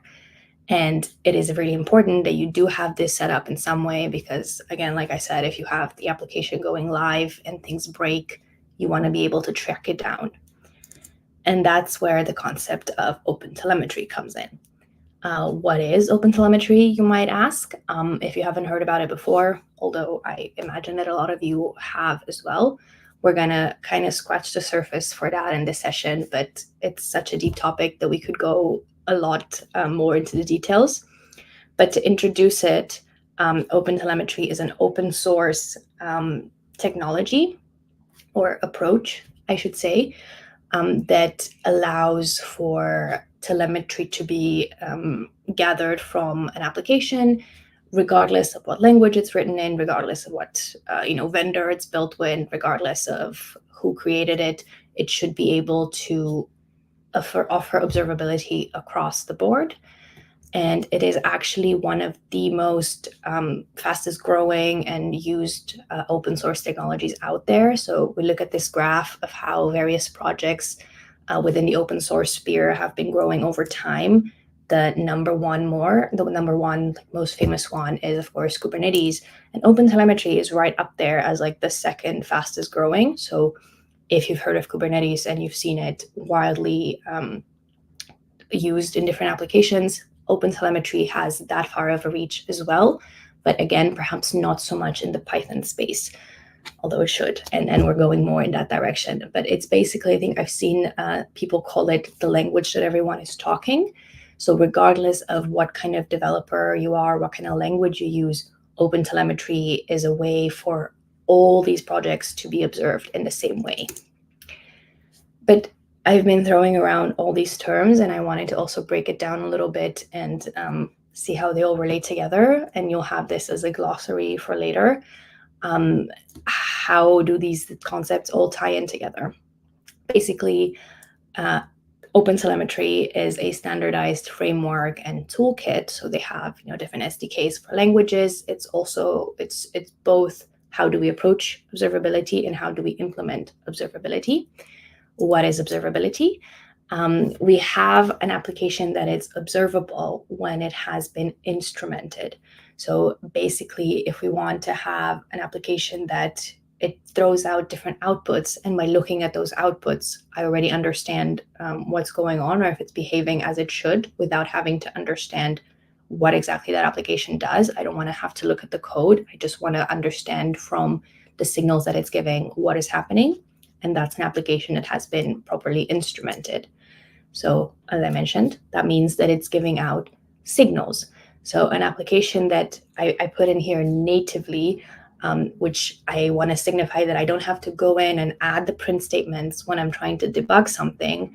Even when nothing goes wrong, that application is emitting all these signals so that later on I can look at them and analyze them. I can figure out how it's been performing historically and so on and so forth. So that's what that instrument application should do. And by signals, I mean things like traces, metrics, and logs, which we will go into as well. But like you saw from that really big dashboard, there's all these different dimensions of what those signals can be. They can be the way that people use that application. It can be the way the application runs or what the output is. And all these kind of signals, all these traces, metrics, and logs are also known as telemetry. So that's kind of why all this ties in together and why the project is called OpenTelemetry. It's a way to have all these signals from an application that has been properly instrumented, gathered, and be made observable. So I hope that kind of makes sense so far, but we're really gonna go into these a bit deeper. So observability. We are understanding a system without knowing its inner workings. So if you have a Python code that's running, maybe it's a black box, maybe it's ChatGPT or another application that is completely black boxed, and you can see the output that it gives, the response that it gives to you, and how that changes based on different inputs that you give, how that sometimes breaks, or it says, I don't know, or I'm going offline. And you should be able, from all those signals that come out, to understand how that application works. And this, again, for Python, maybe is the equivalent of having a print statement in there that sends out the output that you want to interpret. But again, maybe don't rely just on a print statement. Instrumentation, to define it again, is when we are emitting all those signals all over the place. So I don't need to specifically add code to know what's happening. Maybe there's like a place where all these signals have been stored, and I can look back and I can see maybe a month ago, what was the application giving out? How did people interact with it? What were the results then? What are the results now? It's not that I have to go out of my way and add something new. When instrumentation has been implemented, it means that your entire code is observable. And at any point, at any little clink in the chain, I can look and I can know what's happening in there. So as if I have a lot of print statements after every single transaction or every single transformation in my code. And what are these signals? I said that the terms, metrics, traces, and logs, and maybe for some people that already means something, but just to make sure, when we're talking about metrics, we're talking mostly about numbers. So any kind of numeric value that we can track over time.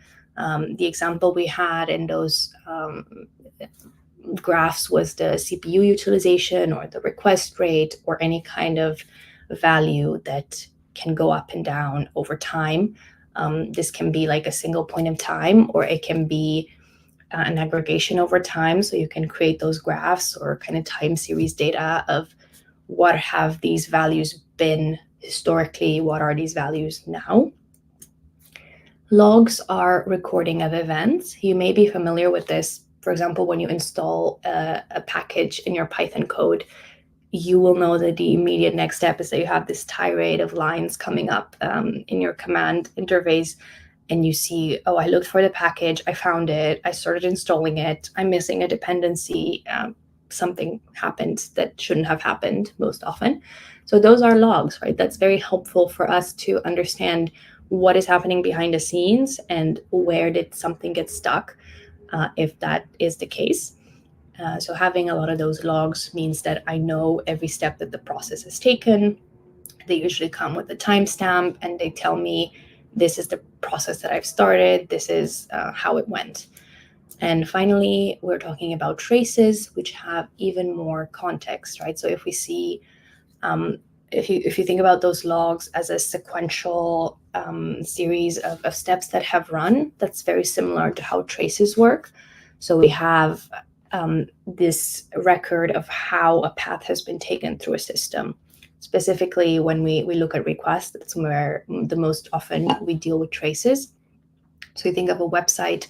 When you click on that website, you're basically requesting first the page, then you click on the button, you're probably triggering a function that does something, and then it does some math, brings back a result, shows it on your interface again. So all those different steps we would call spans within a trace. These are all concepts that you probably intuitively know or think about, but with the OpenTelemetry naming conventions, then everyone's talking about the same thing. Again, it's the language that everyone is talking. So once you look at all these metrics, logs, and traces with those names, it's a lot easier to know how to approach them or what the default way to deal with it would be. And if you are a visual learner, I also thought let's just have a slide that shows us what we mean by these things. Traces, like I was trying to explain earlier, would look something like this. We have here a way to visualize a GET request, like I mentioned, and it has this really nice graph that I think helps visualize it, that first we're getting that GET request, we're triggering like a few milliseconds later a different kind of function, and we see the different APIs working behind the scenes. We have then a function that gets generated, and so on and so forth. So you can really see the spans and how long they take and which specific application they're running and how they all tie together underneath a trace. So then if we have an error message, maybe for this API, we know how that API even got called, from where, so we have the context, and it's a lot easier to drill down and figure out what's happening. Logs, like I mentioned, would just be this series of lines coming in at different time spans, informing us of things that are happening, like when you install a package. And again, the metrics are just numbers that we can track, so we can also very easily visualize it in a graph. Hope everything is clear so far. And then basically, why are we then using OpenTelemetry? Well, there are so many vendors out there and so many solutions out there that can offer you observability out of the box, just like they offer everything out of the box these days.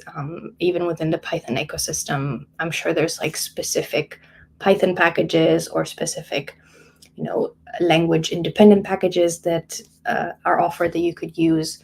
But OpenTelemetry, being an open source solution, is a way that you wouldn't have to change all the time. So if you want to change vendors, if you want to change languages, if you want to at some point refactor your whole code, OpenTelemetry can still look the same.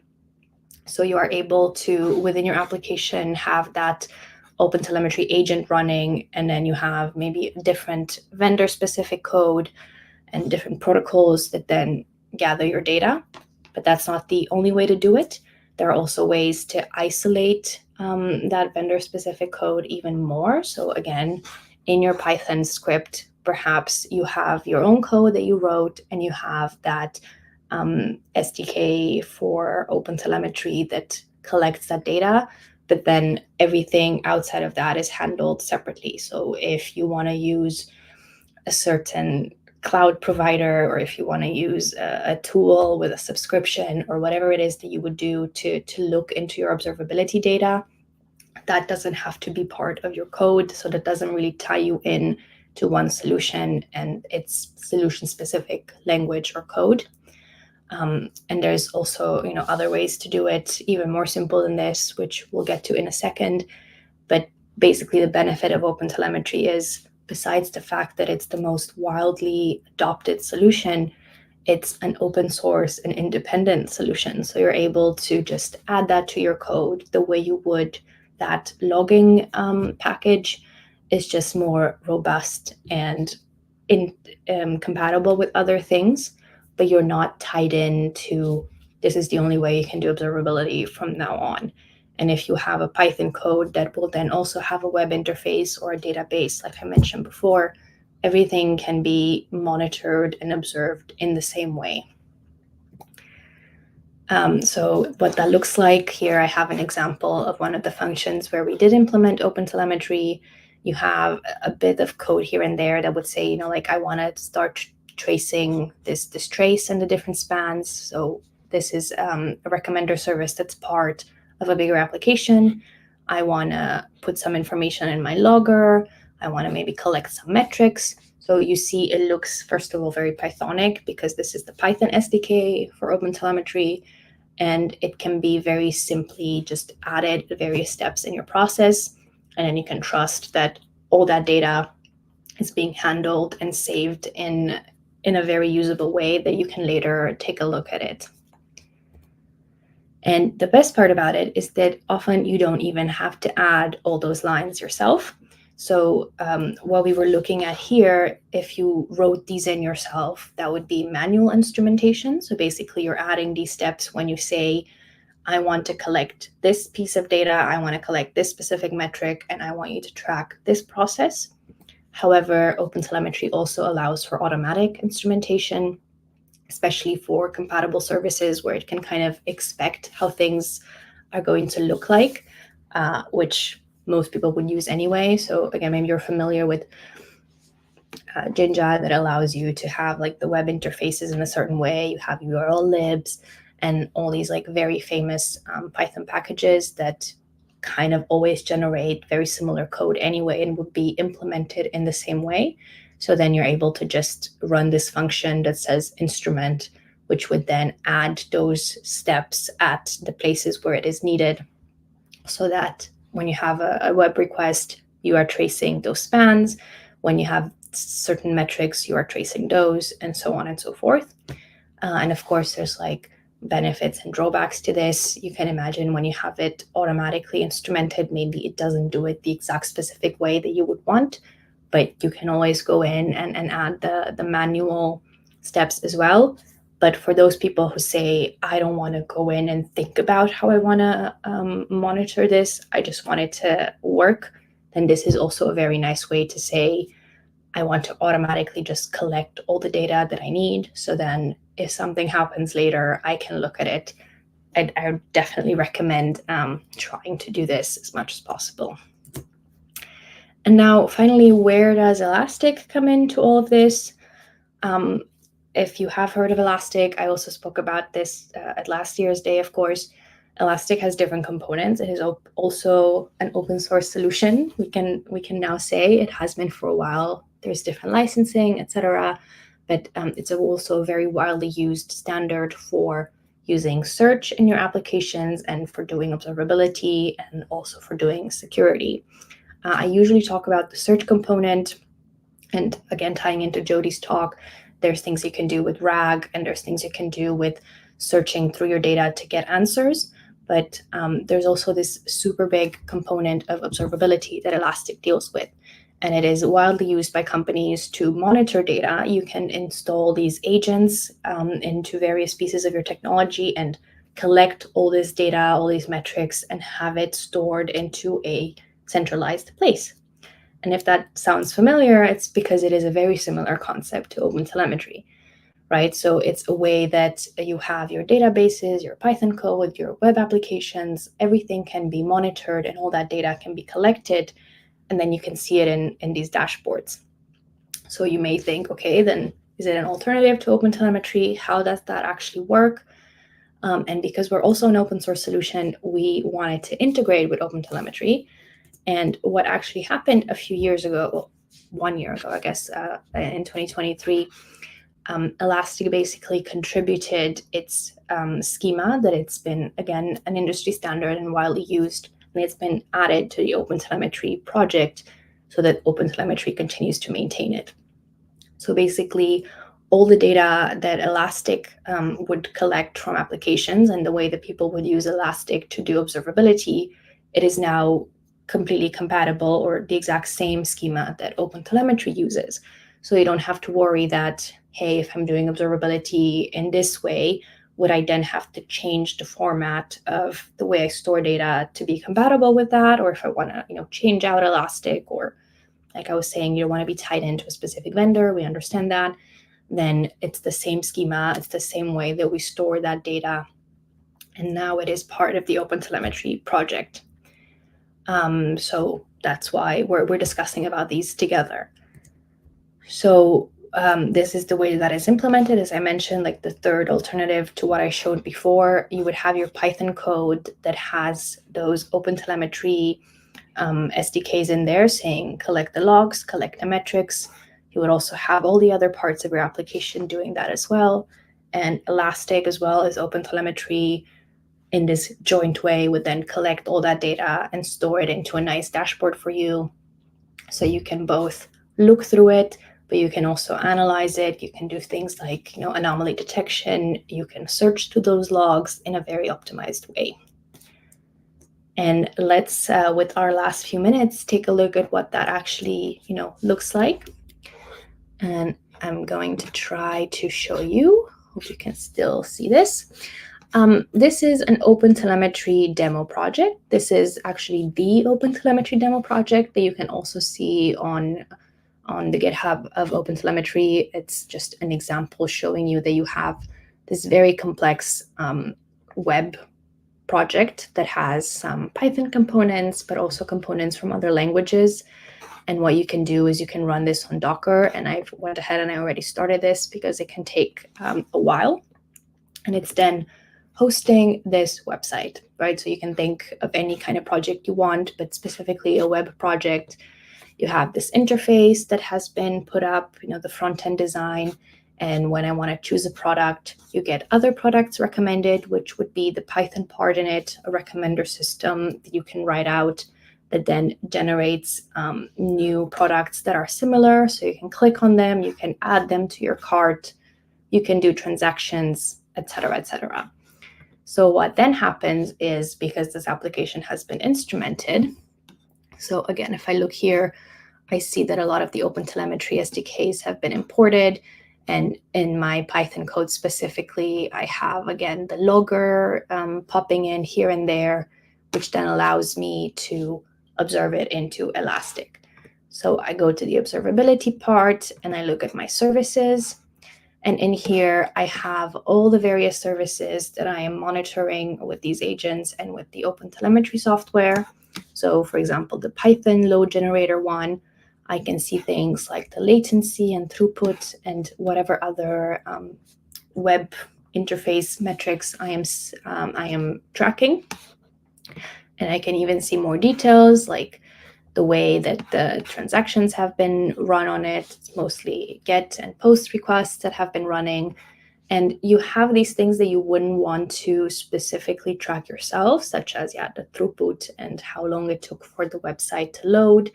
But you also have the specific inner workings of that function. So you can see the errors that came in for various exceptions and how many times they happen. You can see logs, like I mentioned earlier. So here already I have a bunch of errors, but I probably also have information, hopefully like a connection pool was running, trying to find some non-error messages. Here. See, when I started my instrumentation, I started my web interface. Like these are the steps that happen when you start running your application, but we're just collecting them into the same place. And we're also collecting metrics. Sometimes the application is shut down, so nothing's happening, and sometimes they come in. You can see how these have been collected over time.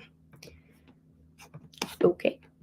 Well, I only had one more slide anyway, so I'm maybe gonna leave it on here. But yeah, that's the way that specifically within Python, you can add this OpenTelemetry implementation to, without having to think too much about it, start collecting data about how your application runs, so that specifically when you're trying to make changes or when something breaks, you can definitely look through those logs, look through those services and the way the data is collected, and it helps you debug.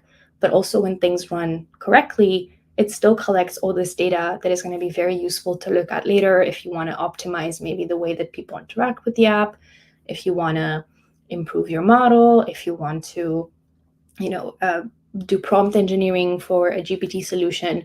Having all these metrics and traces and logs collected is very important. Observability is very important. And again, this is something that is already used a lot more with other languages, but is also great for Python. It's open source. You can change it in and out at any point, but it's an important conversation to be had. And I hope that especially people who are here, learning Python and looking into it, this may not be, the sexiest thing that you would start learning about first, but it is very important. And I also specifically think with LLMs and the way that the AI ecosystem is going, being able to observe things and to implement monitoring for those kind of applications is going to be very important, and it's going to become more of a trend.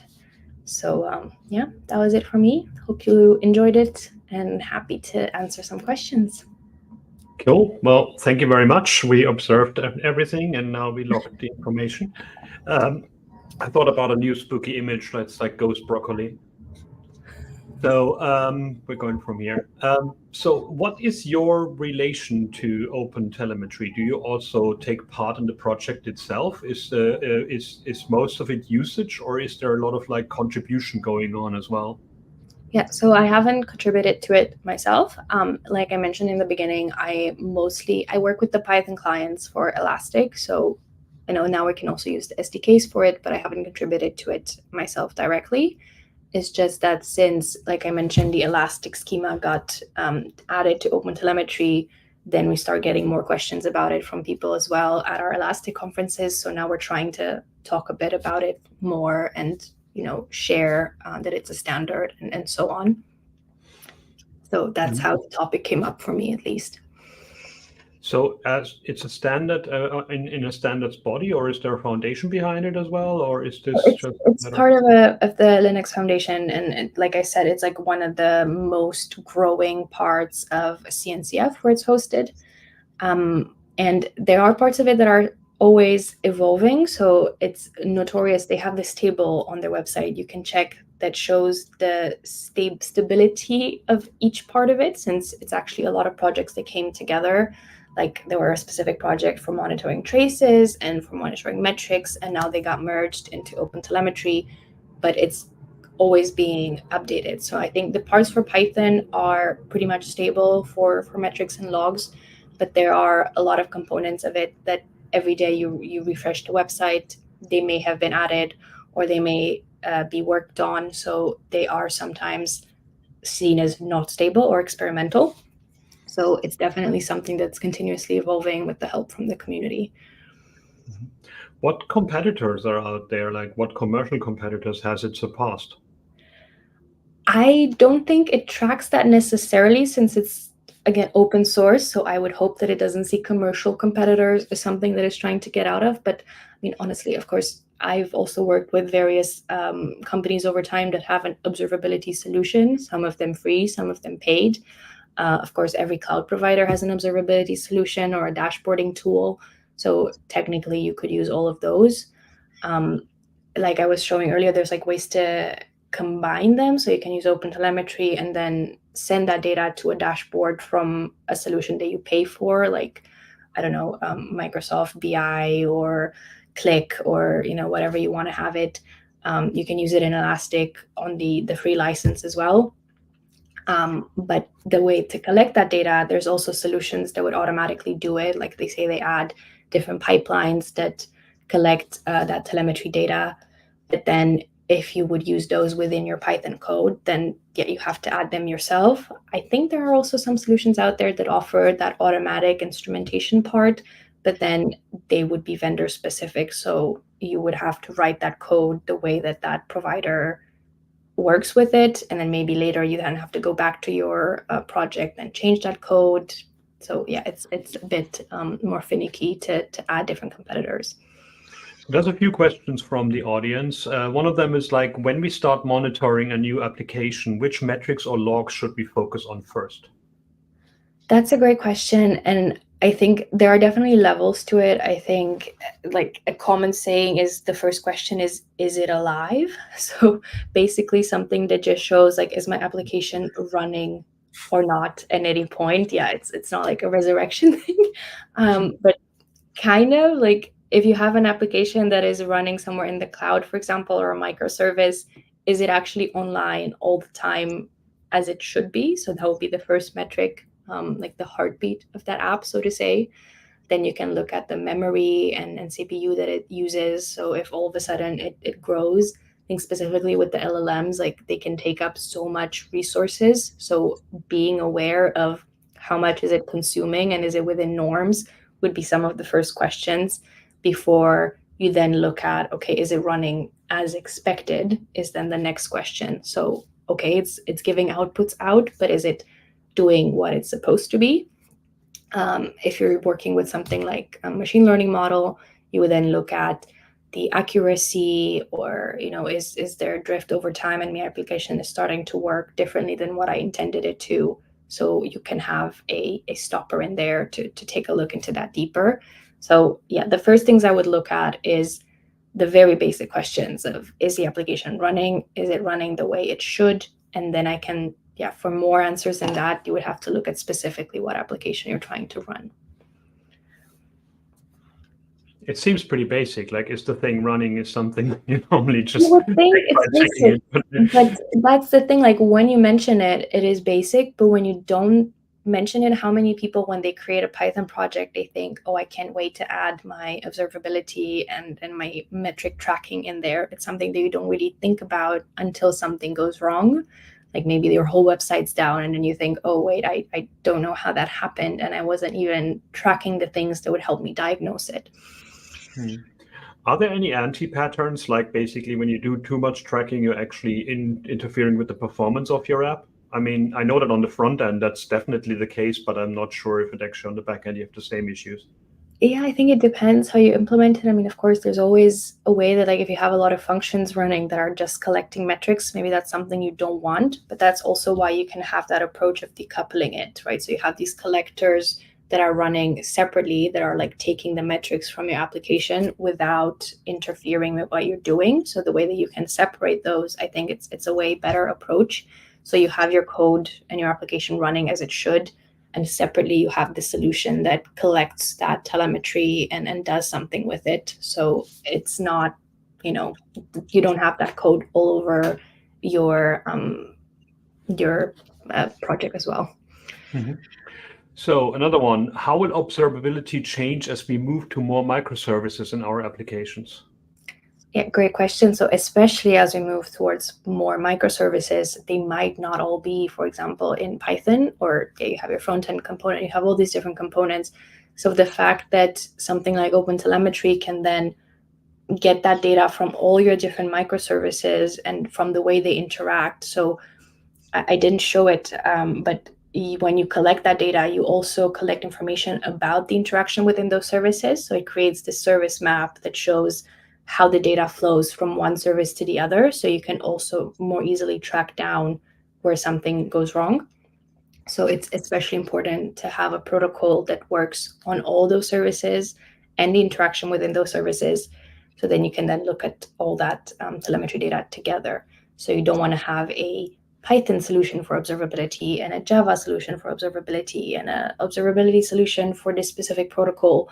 Then it might be more difficult later to integrate it all together. Mm-hmm. Okay, how do we balance between collecting enough data and not overwhelming our systems, which is kind of what I asked about. Yeah, so I think having data is a good thing, maybe controversial, but depends how you look at that data as well. So obviously, ideally, don't have someone that has to sift through all the data coming in and figure out what to keep and what not. So you can have different pipelines that deal with what do we do with that information. For a solution like Elastic, it then becomes easier to search through those logs to only get notified when there's like an anomaly, where there's something different happening that you want to look into closer, or you can aggregate all the data coming in and only show trends over time. So you only look at that, or you have various dashboards that get automatically populated. So you only look at those.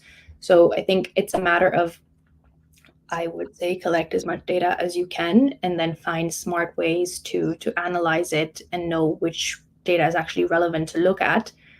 And especially with the way that we're creating more and more AI solution, data that you don't think is relevant now might be very useful to train a model on historical data later. So, if you haven't been collecting a certain metric for a few years, I don't know, then maybe you can't add a model that predicts how your traffic's going to change on your website, or to give an example. So having the data is good, especially if you can store it. Maybe you can compress it and store it into a lake, or have it in a space that makes sense. But then the way you analyze the data becomes the more important question. And also, if you're allowed to keep that data for that long, when you think about GDPR and these kind of things. So that's the other problem, that when I worked at Microsoft, observability was always the issue that we weren't allowed to keep the data as long as we could, so actually get some proper stories out of it. So it feels like there's a push and pull between those two things often. Okay, another one is, do you have experience with the homegrown logging systems being ported OpenTel? Being what, sorry? Homegrown logging systems being ported OpenTel. I guess not.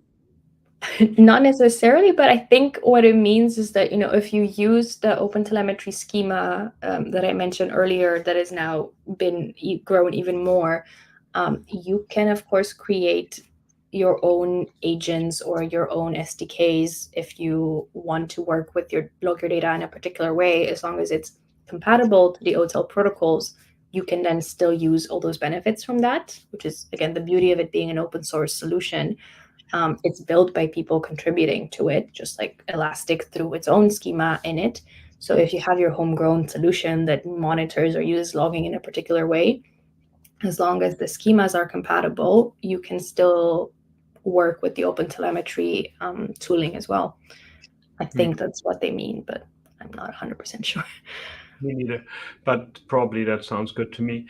One of the things that I'm wondering about is, like, do you have any success stories where implementing OpenTelemetry made people catch things that otherwise would have been a disaster for their product? Do you have any of those, or is this something that companies don't want to talk about?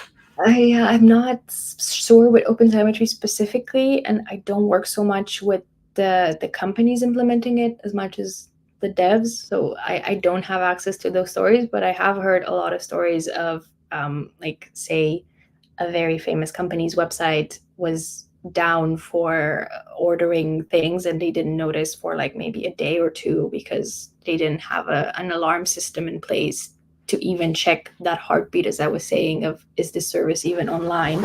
So there's a lot of times where not having observability has gone wrong, but I don't have very specific stories, and if I did, again, I'm not sure I could share.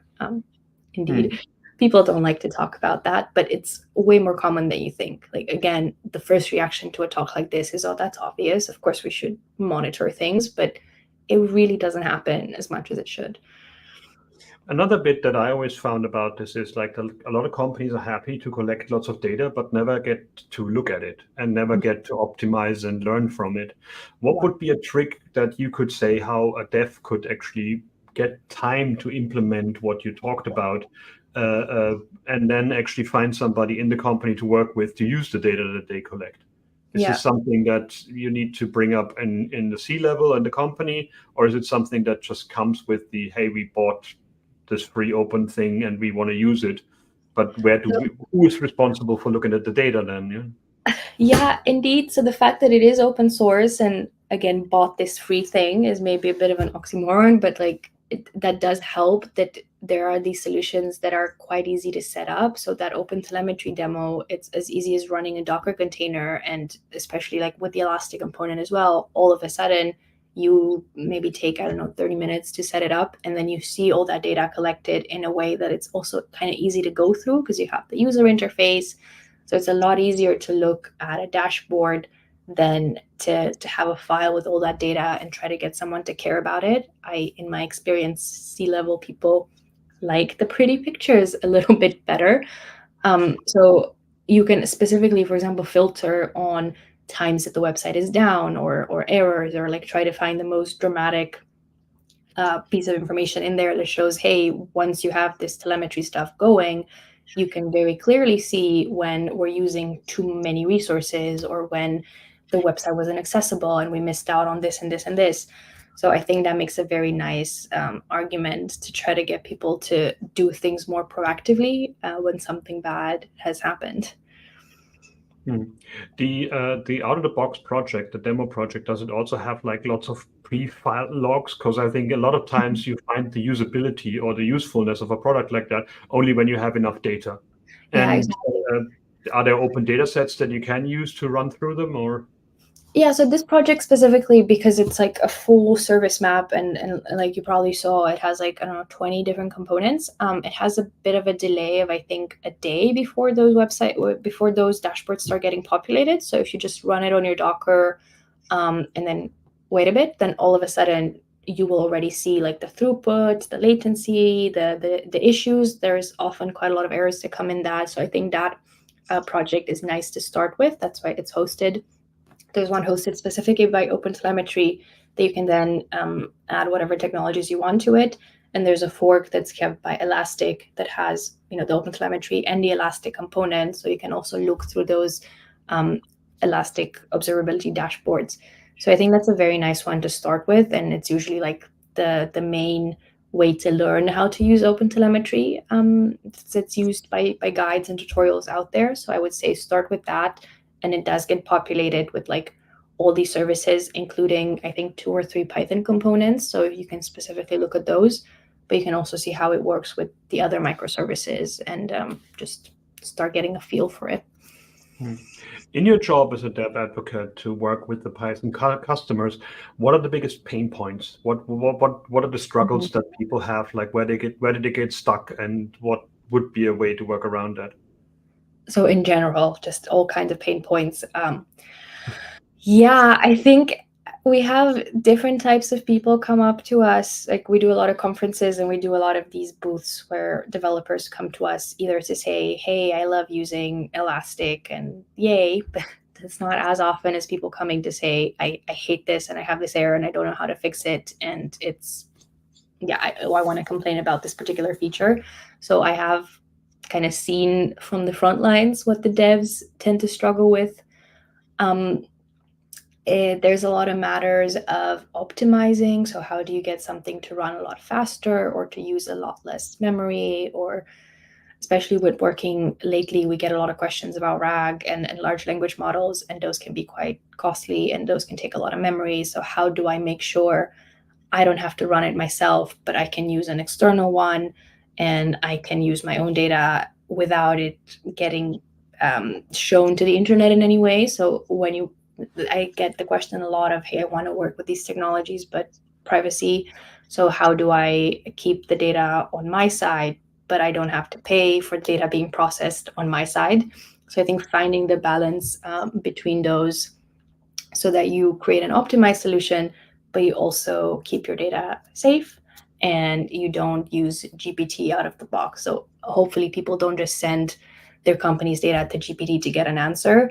That's definitely not a good practice. So how do you find the balance between those is something that we're running into a lot. And you always have socks at conferences, and I always like those. Yeah, I think I'm wearing them as well now. I have such a big collection at home. And they're pretty elastic, so that's pretty good as well. So yeah, that works. Well, thank you so much. There was a lot of information. You're available on everywhere in the internet, it seems, as I said, putting your name in. It helps having a Julia without an I, right? Without a J, right? It's yeah, easier it confuses people, but it's unique at least, I guess. Yeah. Well, thanks again. This was great. Hope to see you again as well in at the Congress in July, maybe, and some other live day or whatever else we might come up with. So you're always welcome to tell us more about what you do. So thanks very much, Julia. Bye. Which brings us to a section that actually we put in all the live days now, which is a tips and tricks section. So this is where I'm going to go and move this to another screen, and I'm going to show you some things that I'm excited about, and you probably will as well, or hopefully will. So let me quickly sort that out here and switch to the right 10,000 tabs that I have open. So I will look at the camera. I'm looking at the other screen to see my thing, so that's not good. So let's share now my screen here, and I can actually tell you what I'm going to cover this time. These are just quick tips that you can try out and play with. Last time we talked about the DOM and we talked about the console and developer tools. And this time I just came back from holiday. So I actually want to help and share something with you here, which is a thing that I think we're not using enough, which is EXIF. EXIF data is information in TIFF and JPEG images that our cameras put in there for us. So when you, for example, have an image like this one that I have from my vacation, this is a nice image and it's cool enough. And if you actually look at it, you can do things with it. It's a binary format, so you actually can stream it or you can do load bits with it, convert it. But if you actually look into it using the EXIF data, reading out the EXIF data, this is all the information that's stored in that same JPEG or TIFF file. It doesn't work with WebP, it doesn't work with GIF. It basically just only JPEG and TIFF files. So what we have here is the file name, of course, the file date time, file size, MIME type, and so on and so forth. And there's also computed bits in there. Like this is interesting where you could have an HTML if you want to write out an HTML image tag, for example, the byte order, the focus distance, thumbnail file type, thumbnail MIME type, and then which actually which camera was taken. And that was my Google Pixel 7 Pro. If somebody wants to send me a newer one, I'd be happy to have that.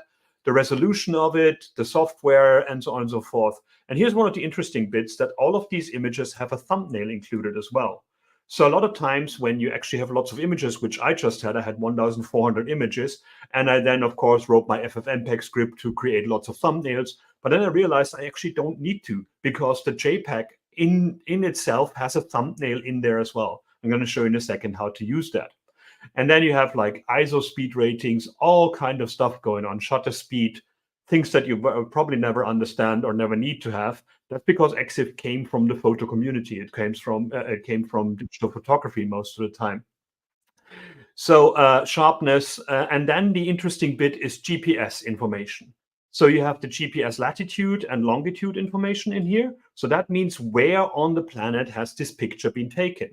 So it also has the altitude in there, like how high was the elevation where I took that picture, and the GPS date stamp, and so on and so forth. So this is all information that is inside every JPEG file, not all of them, but most of them. And it's quite interesting how many people are not aware of that. Like a lot of crime has been solved by people uploading images, and then you could see where they were actually taken. I gave a TED talk some years ago where I actually created a tool to work around that as well. So this one is removephotodata.com, which now has a broken HTTPS certificate, so I have to fix that. But that one, for example, allows you to choose any file and actually load that up there and then download the clean image. So this one doesn't do anything right now on my server. This is all happening in the browser directly. So this one is a tool to remove that EXIF data from these images just by uploading, just by using it upload here, and it all happens in JavaScript in the browser itself. Talking of which, when you actually want to work with EXIF data, there are several tools that you can use. One of the biggest known ones is EXIF tool. This one is actually a beautiful, beautiful website, as you can see, because it's a very old product. That is a command line tool where you can use EXIF tool to write and read the information of EXIF information from JPEGs and TIFFs and to JPEGs and TIFFs. There's also a Python product, of course. So this is a Python day. So the EXIF pip install EXIF does it. What I found interesting at the Python one is that it's one of the few ones that allows you to read and write EXIF data. The others that I have used, the JavaScript one and the PHP ones, are actually not allowing you to write the data. They just allow you to analyze it and to use it.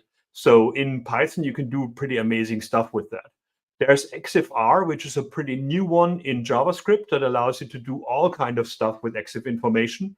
So you see here that it supports all kind of things that I don't necessarily have ever used before, but it's pretty cool to see, and it's very fast as well. It's available as a node module. It's available in the browser, and it's even available for legacy browsers down back to Internet Explorer 10, which is dead. So don't worry about it anymore. But I found it very interesting because the original one that I've used in JavaScript was EXIF.js, which I also used for the removed data one. So that one is also available for you. And PHP, being one of the older ones out there, has like EXIF functions, image type to read just the type of it, and the read data, and it doesn't have a write data. So it doesn't actually allow you to modify it. It just basically allows you to read the data and do something with it. But it has a function called EXIF thumbnail, which I found really interesting to do something with. It also is classical PHP because it has EXIF read data and read EXIF data. So there's hardly any way to type something wrong in PHP because there's aliases for everything. There's also PEL, which is an EXIF library in PHP that allows you to read and write. But I hadn't found that by the time I was preparing for this tips and tricks section. So what have I done with that? So one of the things that I've done is, what the hell is going on there?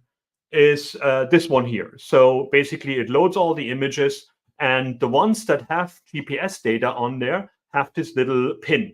So if you click on those, you can see where I was when I took that picture on the OpenStreetMap here.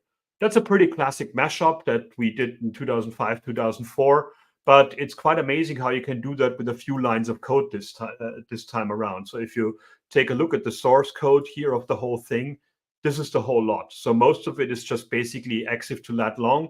That converts the GPS data that we get from the file to lat and long, and actually then allows it to post it on the map. Then I put some styles in there. But the PHP itself is just loading the current directory, filtering only JPEG files, and then run through them and do the EXIF read data and EXIF to lat long to actually make it, turn it in, read out the GPS data and then put it onto the images. The other thing that I thought would be fun to do was actually find out about the elevation. So in this case, I've got knockout pictures here that were like 949 meters high, 698 meters high, and so on and so forth. And you show the elevation from the GPS data as well. This one is even shorter. So if you take a look at the, I will release these as a blog post on our magazine soon as well. So here we just scan through the folder, get all the JPEGs again, and then actually find the GPS altitude and put it in a height attribute that I put later on in an array that is the name of the image and the height that it was actually in there. And then I just write out some HTML. In this case, I use CSS styles to get the to show them as a bar later on. And all I needed to do was actually get the thumb from the image itself, and then basically read out the GPS data and make that interface from it.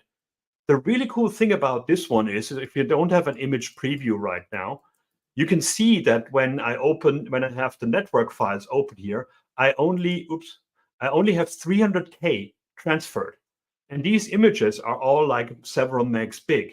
So as I'm reading out the thumb of the file itself, PHP or Python or any other language, any of these libraries using EXIF will only read the first part of that image, extract the thumbnail, and then display it. So I don't need to download the whole images just to throw a thumbnail or generate these images doing a thumbnail.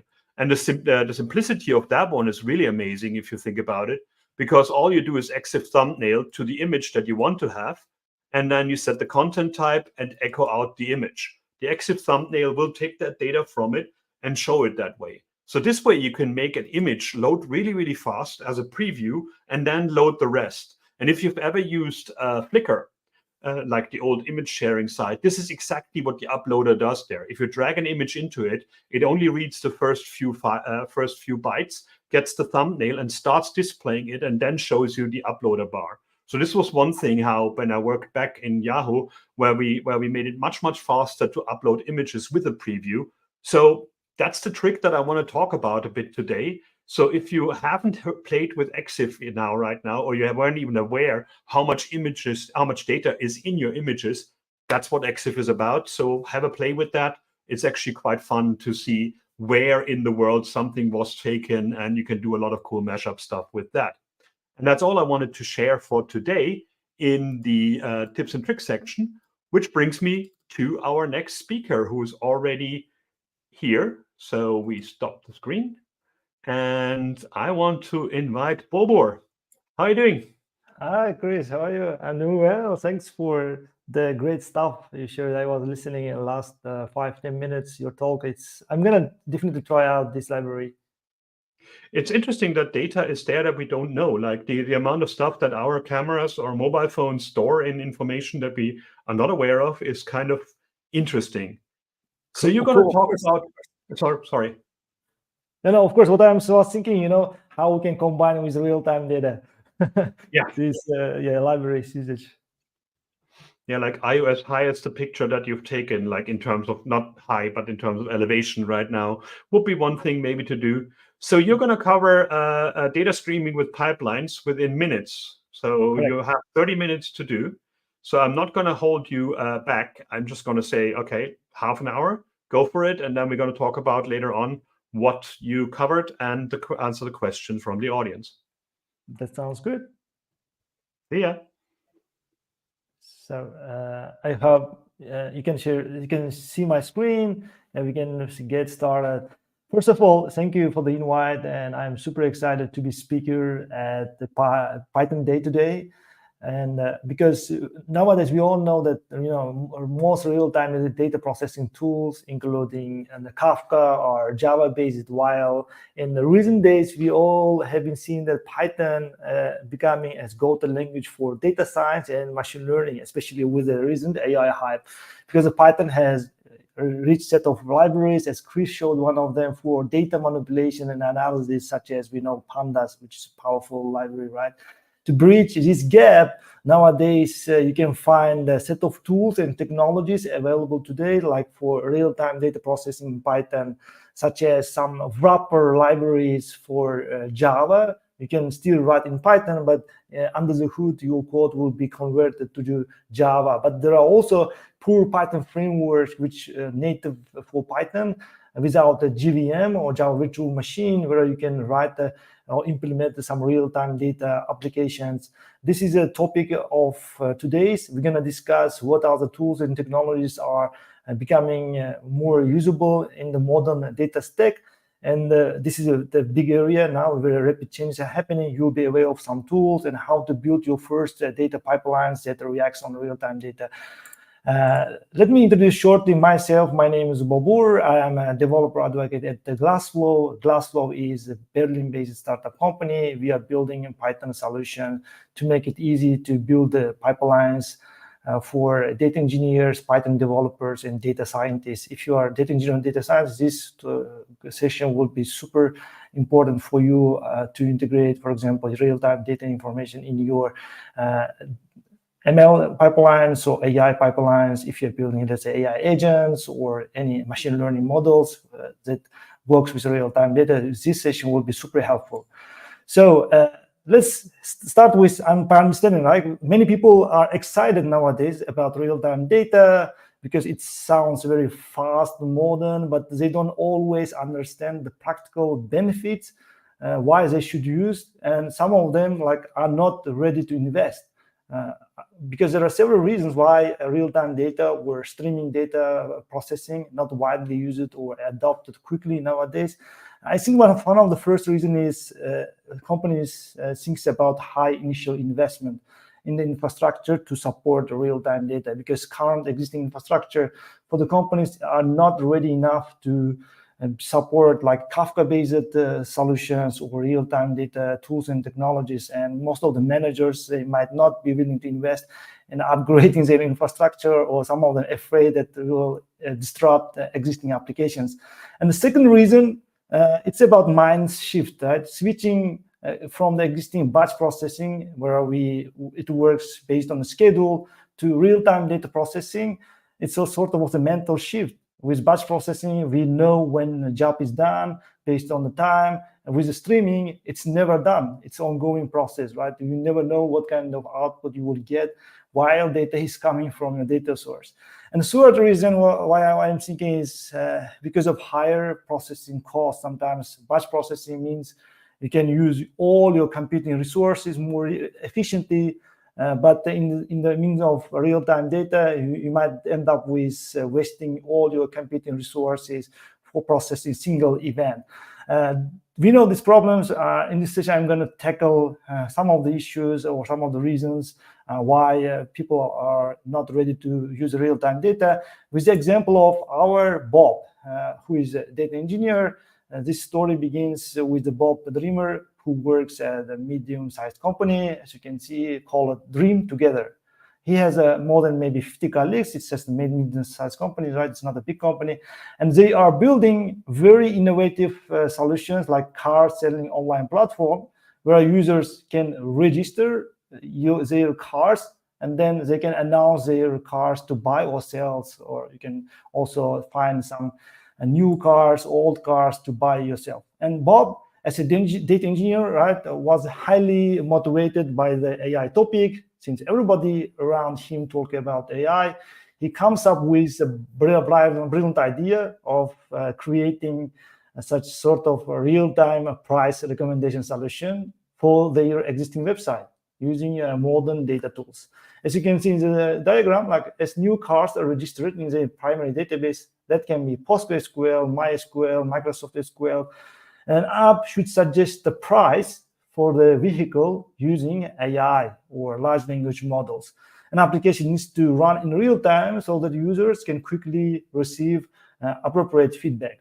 This is the input of what Bob wants to achieve. He obviously presented his idea to his team, and the team was very curious about the outcome. Let's create a proof of concept. And Bob, because of his experience in batch processing, he first starts with understanding what's the stream processing, how it differs from batch processing, as maybe audience, half of them knows what is the differences. If you don't know, this is just a simple explanation. Real-time data works at slightly different time interval than batch processing.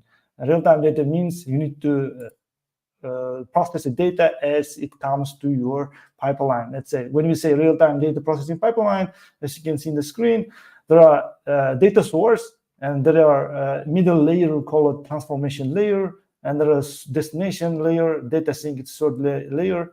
Where if something changes in data source, in let's say MySQL or message queues, this event should be sent to transformation layer, and transformation layer can do some aggregation, data enrichment, or it can use some ML models to add additional information. Then it sends the output to the data destination after this transformation happens. But as you can see, data movement from data source to data sink always happens within the seconds, or maybe up to 1 second.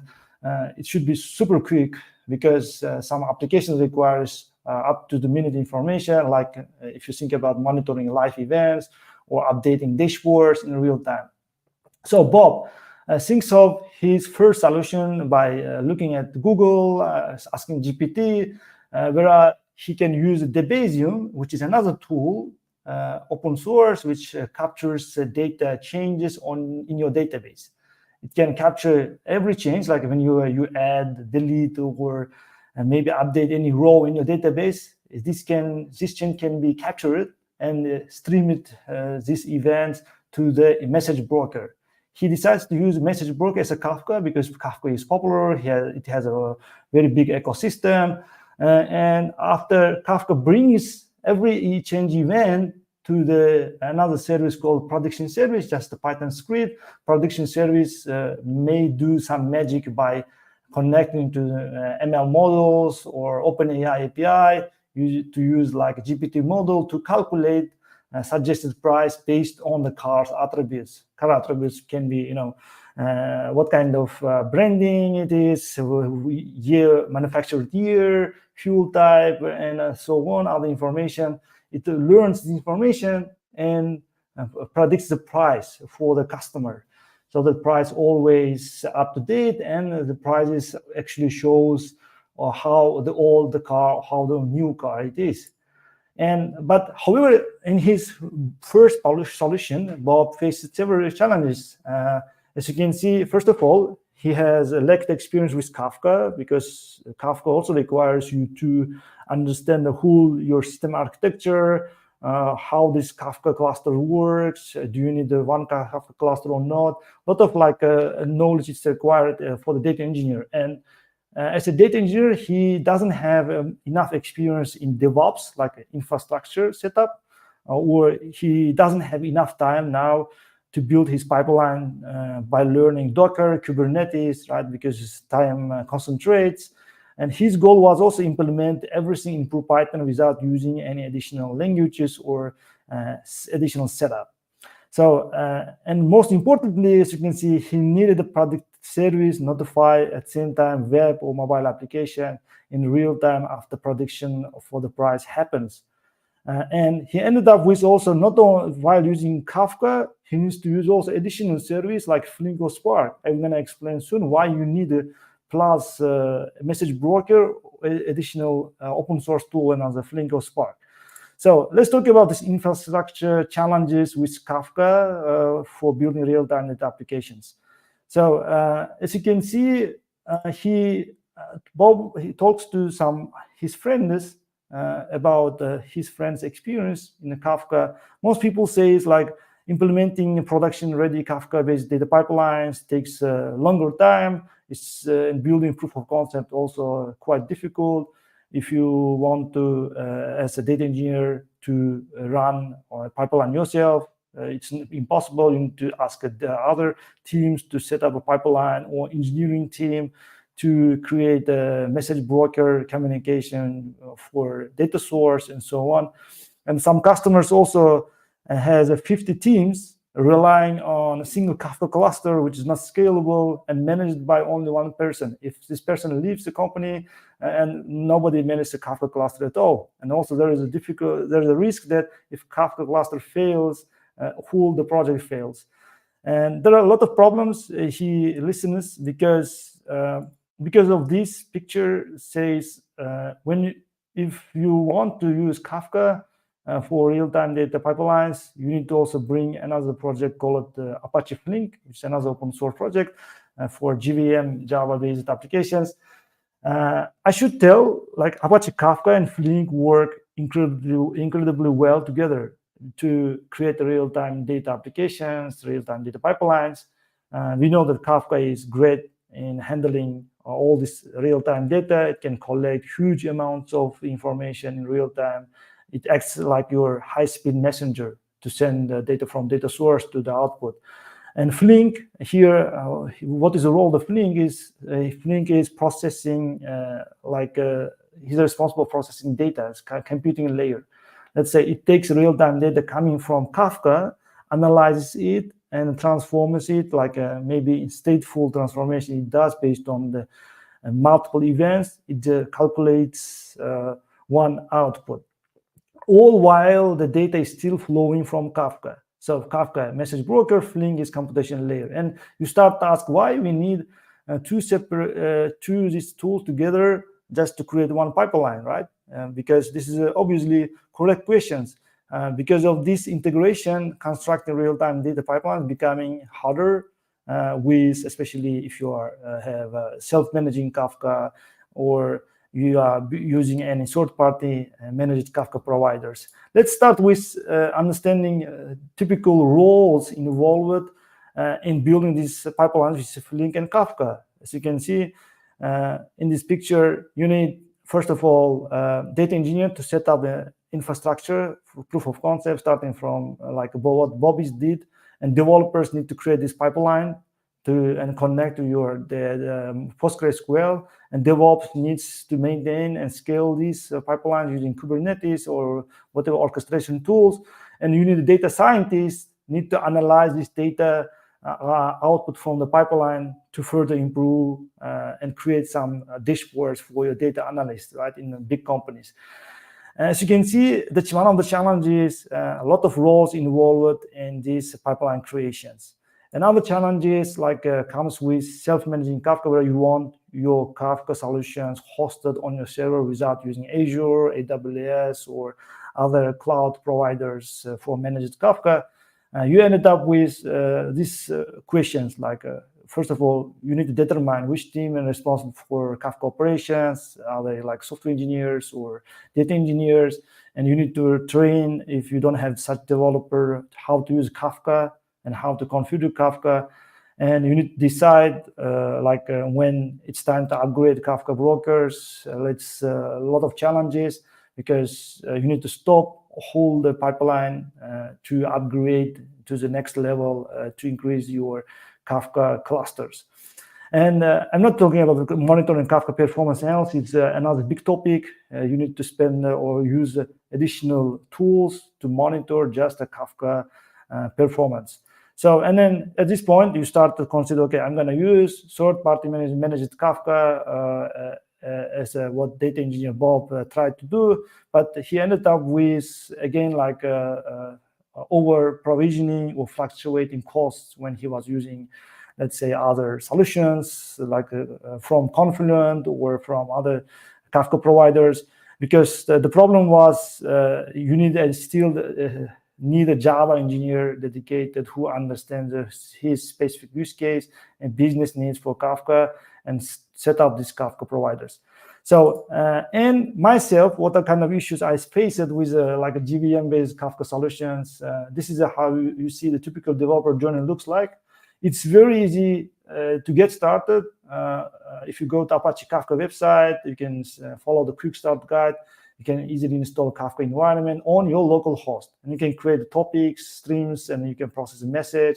If you are comfortable with Java, not a Python, then when it comes to bringing all your local host solutions to the production, the problems comes here. Like you need to host your Kafka once again to your cluster or use a managed service, as we discussed, like from Azure, AWS, or Confluent. Once you host it, you need to use Java-based Kafka Streams libraries for maybe Python to stream messages from your sources to your topics. And then you need to build a computing environment, create virtual machines in your cloud again, like to install Spark or Flink, or use maybe Databricks to manage computation layer for you. And you also need additional data store to store historical events somewhere, because you need to calculate historical events, because some queries might require your users can ask, show me like top 10 sold cars last month, which is historical events, right? Including real-time events. And you will get busy with managing and optimizing all this infrastructure. Most importantly, you do all above the steps before writing single line for value-added code for your business. So this is the problem with Kafka and JVM-based solutions. And now let's focus on why we need to use a modern data processing frameworks for Python. As you can see in the diagram, first of all, Python based framework. We call it Python-based framework because it's framework. It unifies both streaming data platform and stream processor components, which means it unifies both Kafka as a message broker and Flink as a computing layer in this architecture. And you can connect directly to any data source without having a knowledge how the message broker like Kafka works. It abstracts everything above.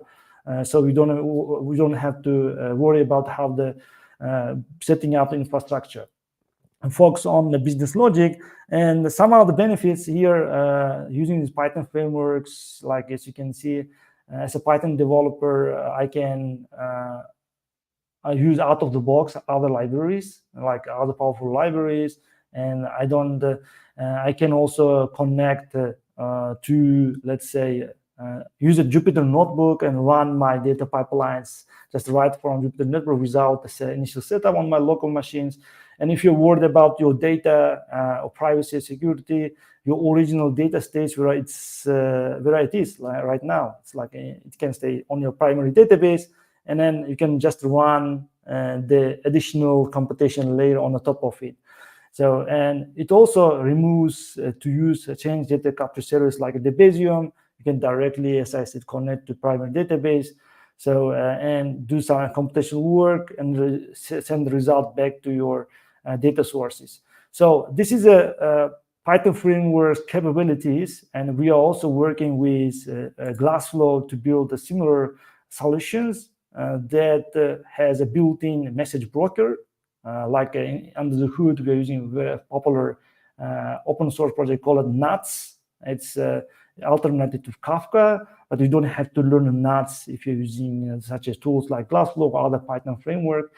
And it has a serverless computing environment. Another feature, like it runs whatever pipeline you create, it runs in serverless environment, so you don't have to manage your infrastructure. As you can see in the picture, let's say as a Python developer or data engineer, I can create my pipeline using low-code UI, or I can create using Python SDK. I can create my pipeline, define my transformation function. Then it is ready to push events from your data source to this pipeline, and the pipeline runs a transformation function. It can be like just a Python function, Python file function. Then it runs in serverless. It scales automatically whenever your loads becomes big in the transformation. After the transformation, obviously on the right side, as you can see, you can consume your transformed data by connecting to your data destinations. Like it can be a ClickHouse, it can be a real-time applications in microservice, or it can be a mobile application you can connect to. So when we say the transformation function is a heart of mechanism in building data pipelines, because if you don't consider how to ingest data, how to send output data, transformation is like a middle layer, which gives a value to your data, right? Whatever we are doing, for example, some data anomaly detection, we can aggregate two events together, we can filter out data, we can format, we can validate for data quality. A lot of stuff happening only in data transformation. So if you're using such a tools like Glassflow or Python frameworks, you just focus on the transformation function. In other words, like creating real-time data pipelines with Python framework like Glassflow is simple enough, like casual enough. If you saw the Olympics in Paris, like how Yusuf shoots the Olympics, which means you don't need the infra, no Kafka, and Flink is required. So let me bring some real-world example scenarios where you can apply these real-time data pipelines, right? For the Bob case. First of all, like in addition to applying like prediction service, you can build like a real-time clickstream analytics dashboards, as you can see, where you can connect to Google Analytics Data API in Python, collect some website clickstream data to understand what your users are doing, and you can analyze this data, calculate some additional metrics, and then you can show this output using maybe Plotly or Streamlit, which is a Python famous library to visualize your results. All happens in real time, right? Everything happens on the left side immediately will be sent to the right side. Another is pipeline is building data processing pipeline to enrich some classified ads. Whatever you see on Amazon.com page, you will see some classified advertisement to buy, like based on your preferences, like for example, based on your location, you can see these classified ads, right? How to build these classified ads under the hood, something real time is running, right? In this example, we're using LangChain OpenAI to classify website ads and quickly show for the users whenever users search for something or changes it is their preferences, like user preferences. Or maybe another example is for the real-time data application. Think about like Airbnb, where you have a lot of properties. You can find a room, apartment in your location. This data can be also continuously sent to the vector database, like for building AI applications. Vector database like a ViewWeight, you can store Airbnb vectorized data quickly to the vector database, which means if something happens on Airbnb site, it will be vectorized and continuously updates the vector storage about this change. Last example I have is real-time data anomaly detection. It's a famous use case for real-time data. As you can see, you can also use the Python frameworks to detect some unusual patterns, some suspicious activities happening in your applications, and receive some notification via communication service like Slack or maybe WhatsApp, whatever your team is using. So this is the real-world examples I have shown for 4 of them. You can find the others by scanning this QR code. It will bring you to GitHub repository where you can find easy to start Jupyter Notebook examples. You can run in your local environment, try it out. If you have any feedback, I will be more than happy to address them. And now let's switch back to Bob's stories, because Bob's stories, we started with solution number 1, where he used some JVM-based solution. Now we understand some Python frameworks can help in the Bob's situation. We're gonna propose to Bob new solution to use pure Python and then create the same solution he wants to achieve. We're going to use, as you can see in the diagram, this pipeline. We will build like from the website, assume that data is stored in Supabase. My choice was Supabase. If you don't know, Supabase open source alternative to Google Firebase, where it works well with real-time data. And it's free to use. So in Supabase, assume that we have some data, car price, car data information is located initially. Then we're gonna react whenever new cars data is added on the Supabase database or changes. We will send these data events to the pipeline. So pipeline can do this calculation, then I send the output to the website. So this is a simple like a pipeline we're gonna build for Bob together with you now. Let me jump on the demo shortly. We'll build this pipeline together. So I'm going to stop my sharing and change my slides in a moment, or I can even do it from here. Let's see. I'm going to go to Supabase. First, let's start with Supabase understanding, because it is a data source in our side, right? I created you can use open source version, also cloud version, also free to use. I have been using like more than 3 months in Supabase. Cool part is on Supabase, you will see now, let's see, I have a database. I create my database called car price data. As you can see, it has all the possible information we need to calculate the price or predict the price, right? The car model, year, price, initial price, transmission type, fuel type, and so on. And I have also set it up here this data table as real time. To make your database real time with the Supabase, super easy.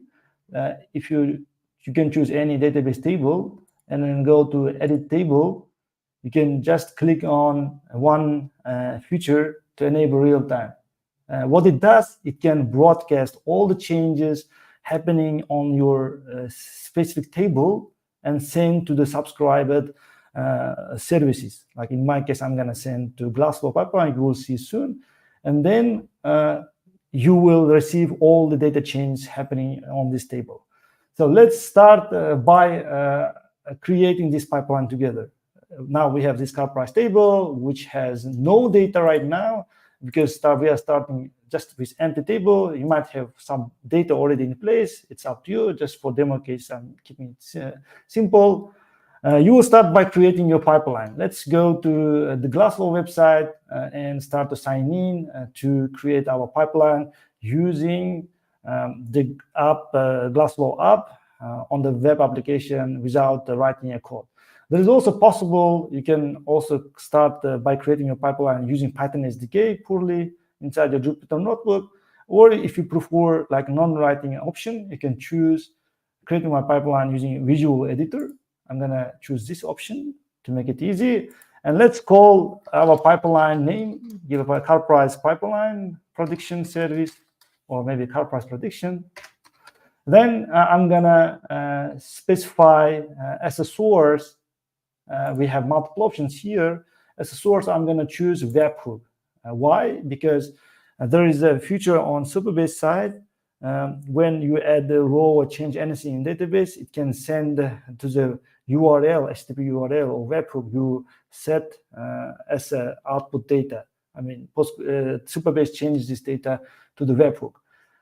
I will choose webhook at the end of the pipeline creation. Glassflow provides for me the webhook to connect to the Supabase. So in my case, this data source Supabase, we connect to the Supabase using webhook. Next step, I'm going to define a very important function, which is a transformation function, a hard mechanism. I prepared already a simple transformation function in Python. I can just copy paste this code, and then we can quickly review what the code is about. It's very simple to understand. As you can see, I'm using OpenAI library, and I have one handler function, which is quite similar to serverless function if you have used it before. What we are doing here, we are interacting with OpenAI to send input data from Supabase, and we are saying to OpenAI, please predict this car price data based on the input parameters for the car. And that's it. Like this is a demo case. But in reality, you can connect to your own ML models to predict this price. OpenAI doesn't give always very accurate output, but in my case, it works fine. We can still try it out. Then I'm specifying external libraries I want to use inside my transformation function. Because I'm using OpenAI, it's running in serverless environment. Glassflow needs to know which library you want to use for your transformation function as external tool. But you can still use built-in Python libraries without specifying them here, because OpenAI has external library I'm specifying. Then you can always also specify your environment variables, like for OpenAI or any environment secrets to run or to take from the transformation function. I'm not specifying them for now because for the first-time creators pipelines, we provide the free OpenAI usage. You can use the build AI pipelines without registering your OpenAI account, so it's for free. So I'm going to skip this part. My transformation function is ready. The last step is data source. What is the data source? Data source, let's be also webhook connector, because we are going to send transformed data to the website, right? The website can have a webhook URL, then we can notify, hey, we transformed your data, predicted car prices is ready, take it. And for this, I can use something like, call it the webhook site for demo purposes. Yeah. In reality, this can be your real webhook URL for your UI dashboard that receives some notification. I'm gonna specify as a post method my output webhook. Where output data always will be sent to webhook side, and webhook side can show this data. So with that, our pipeline configuration setup, everything is ready, and I can deploy my pipeline. Here we go. And within like seconds, the pipeline is ready to serve your request. But one more step left, we need to connect data source to the Supabase, right? We had a table. Now I'm going to connect the Supabase to Glassflow via webhook connector. And for this, I need, obviously, webhook URL again for Glassflow. I will switch back to my the Supabase table, and I'm going to create or update existing webhook. I created before one more webhook here. I can create also a new hook if you want to change. In my case, it's enough to edit existing hook to change the URL to send the output. As you can see, I just providing name for the hook, and I'm saying this is very important part. Send output events only for every in-source or any update or delete. You can specify them.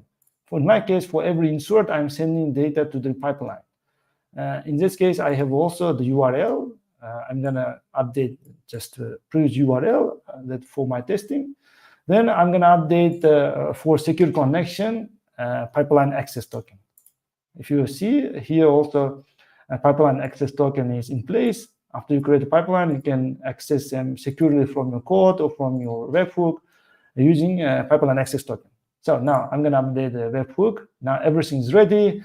Now we can test this pipeline out.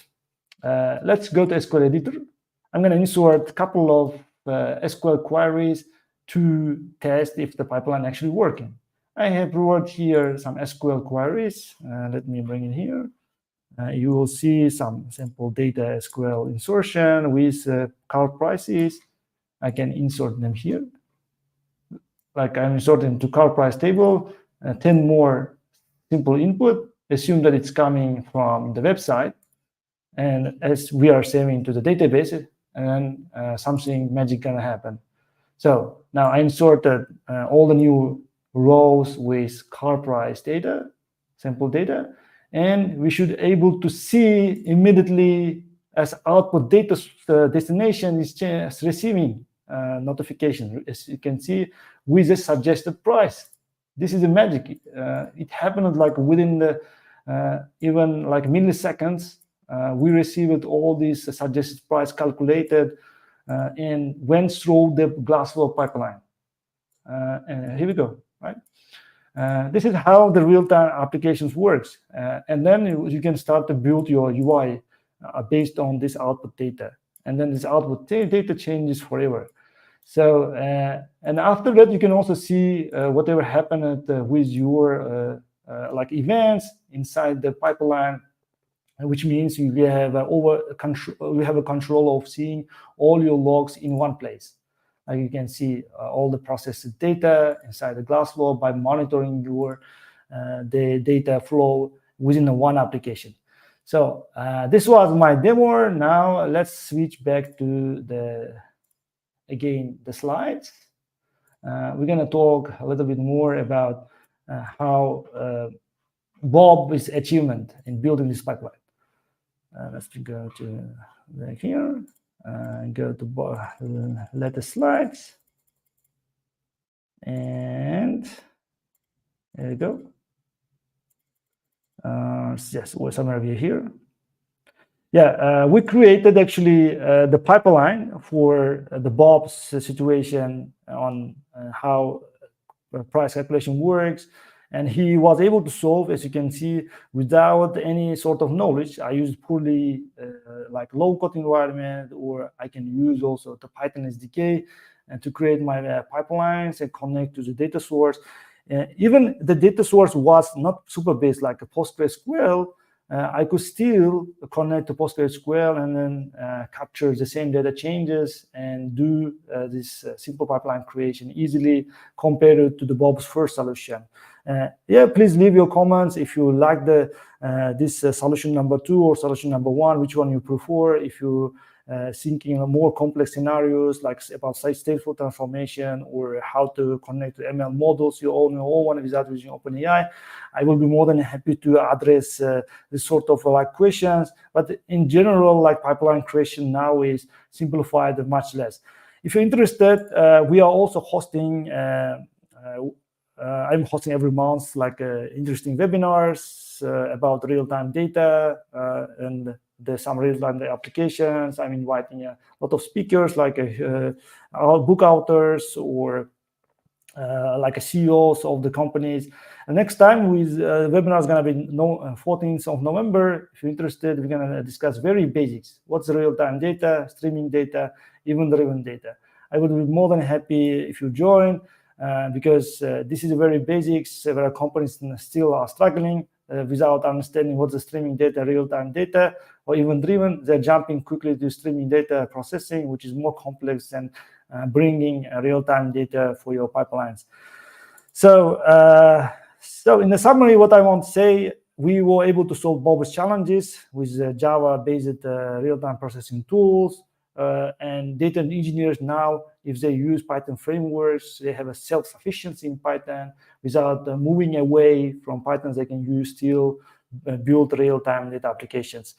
And please have a look some other stream processing framework in Python. You can always find them by Googling, such as Glassware. There are other alternatives as well.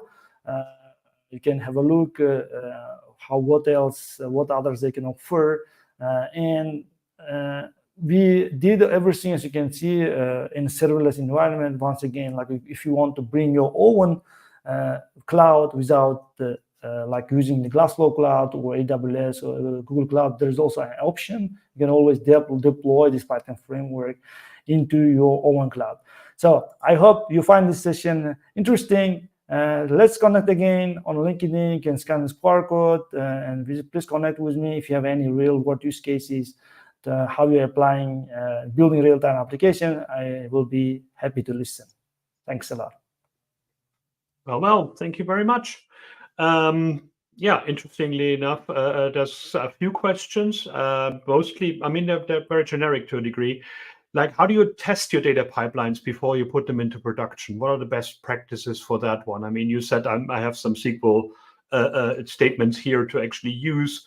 Do you use unit tests for that kind of stuff as well, or how do you make sure that they're actually production ready, also in terms of like the traffic that comes in? Very nice, Chris. Very relevant question. This is one of the challenges. Maybe I forgot to mention, like with Kafka-based solution, right? When we compare it, like why Python-based, it's much better because of the reason you don't have to set up a big infrastructure on your local machine to test something out before shifting to the prod. That makes like easier because what I do before moving, I will start to implement my pipeline with sample data just in a Jupyter notebook, correct? And once I see with sample data it's working, I will slowly connect to some more real looks like data sets inside the same like a Jupyter notebook, right? And I can test it out, test how data structure looks like. I need to model a data structure in a way that it can understand and read ingested data for real-time cases, right? And then I can still define my transformation layer in pure Python in my local machines. Think about like you're connecting to the real data set in your local machine and testing out the transformation without hesitating if something fails in the infrastructure. And whenever this transformation function is ready and it's working as you expected, then it's ready to deploy to your pipeline.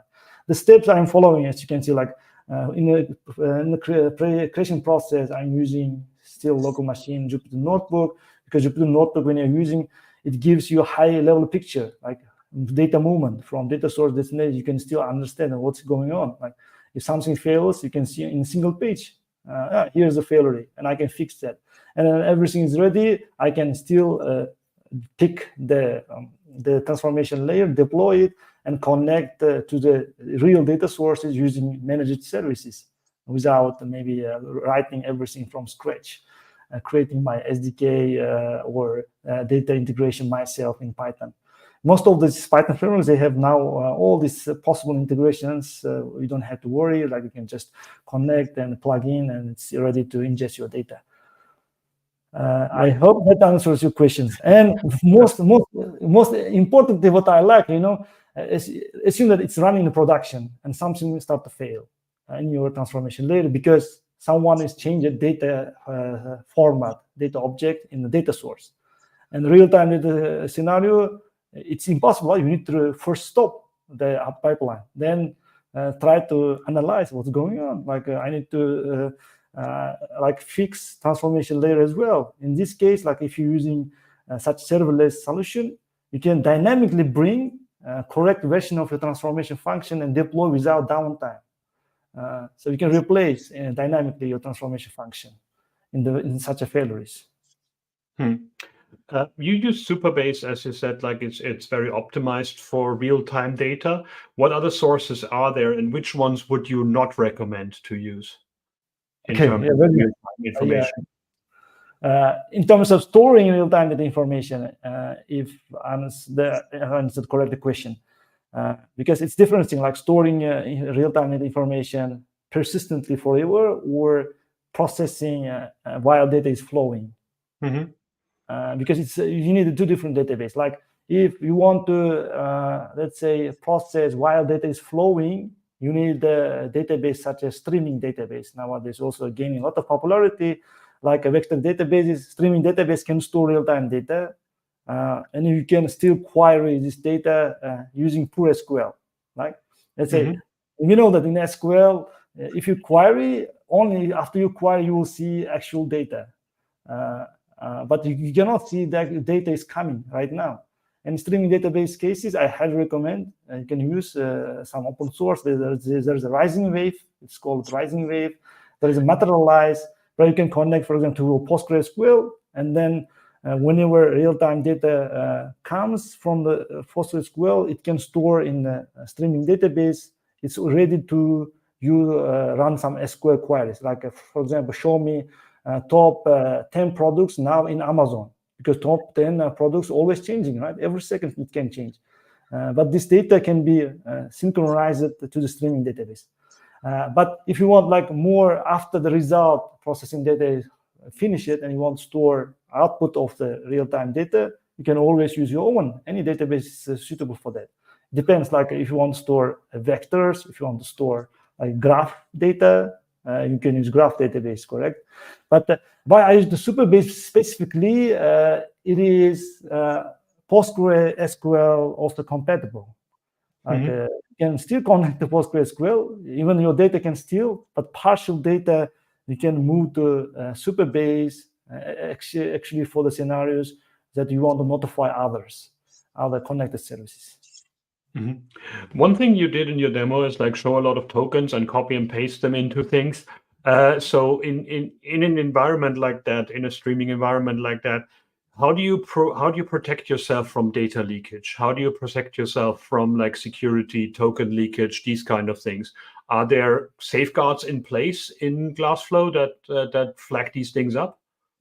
Yeah, quite a nice question. Or the next level question once you consider use Glassflow, right? I'm not trying to sell a specific product like such as Glassflow, but in the other modern already solutions, they have own security management like infrastructure. Like they offer key vaults where you can still like use your key vault and store key vaults in somewhere in centralized way and connect this key vault from your pipeline. This is more secure way.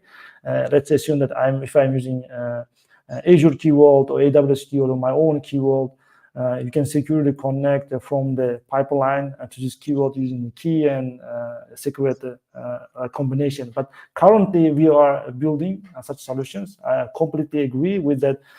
Plain text copy pasting doesn't gonna work. We are thinking about now how deploying by showing maybe inside the YAML files, like all the configurations and Python like secrets, and you can deploy from your secure environment to the cloud. And when after your deployment, these tokens will be not accessible in the cloud. Only will be accessible from your only transformation function. That's it. Okay, that makes sense. Well, we're out of time. I thank you very much for this. This was great. This is Bobo Umurzokov. Yes. Was I close? Yeah, you're pronouncing very correctly, Chris. Or Bobur means tiger. You can call me Tiger, which is easier, Okay. right? Okay, I think we have to take that offline. It's great to have you, and hopefully we'll hear more from you in the coming events that we have as well. And good luck with your LinkedIn thing that's happening on, when was it again? The 14th of November, right? 14th of November, yeah. It will be a very interesting topic. Like I really like it because I invited a book author for streaming databases. He explains very basic quite well. Cool. Well, thank you very much for this. Thank you, Chris. Yeah, take care. Bye-bye. Which brings us to the next section of the live day, which is the Code 100 challenge. So if you don't know Code 100, it's a live coding event that we have at our Congress, at our World Congress in July. And every live day, and also sometimes in our newsletter, we have a challenge for you to actually fill out and to do. You can do that offline right now as a homework over the time. And next week, we're going to actually show you on the magazine what the result of it is. So if you want to win a ticket for the Congress, which is worth quite some money, and the early bird pricing just stopped, so it's actually more money right now. So you can have a look at that challenge and try it out. So take a look what we have for you this week. Hello and welcome to another Code 100 Live Day Challenge. This is your chance to secure your spot at the Code 100 finals at the WeAreDevelopers World Congress in Berlin next year. This time it's all about triangles. You can scan this QR code to go to the explanation page, and you can scan this QR code to go to the form to submit your answer. We also have links here that you can just click and go directly to the page. So let's take a look. This challenge is all about triangles, 400 of them in a coordinate system to be exact. This is what it would look like if you plotted them, but you don't need to do that. As always, this is just a data challenge. You get a data set of 400 triangle points in a coordinate system. The points are arrays with the x and y coordinate of each triangle. So this would be the first point of the triangle, this would be the second point of the triangle, and this would be the third point of the triangle, and so forth. The data set is much more detailed, so I only shortened it here to display it better on a screen. What I want you to do is go through the data set and find out how many of these triangles have a right angle and how many of them are equilateral. This has nothing to do with horses. This means that all sides of that triangle are actually the same length. So all I want back is an object saying equilateral 7, right angle 12, of course with the real data and not just these made up points. This is what it would look like if you plotted it again, but you don't need to do that. But to show that it actually can be done, I have this page here as well where you can see it. So this is just the right angle ones, these are just the equilateral ones, and these are all the triangles plotted on one page. So get back to your old math books and good luck.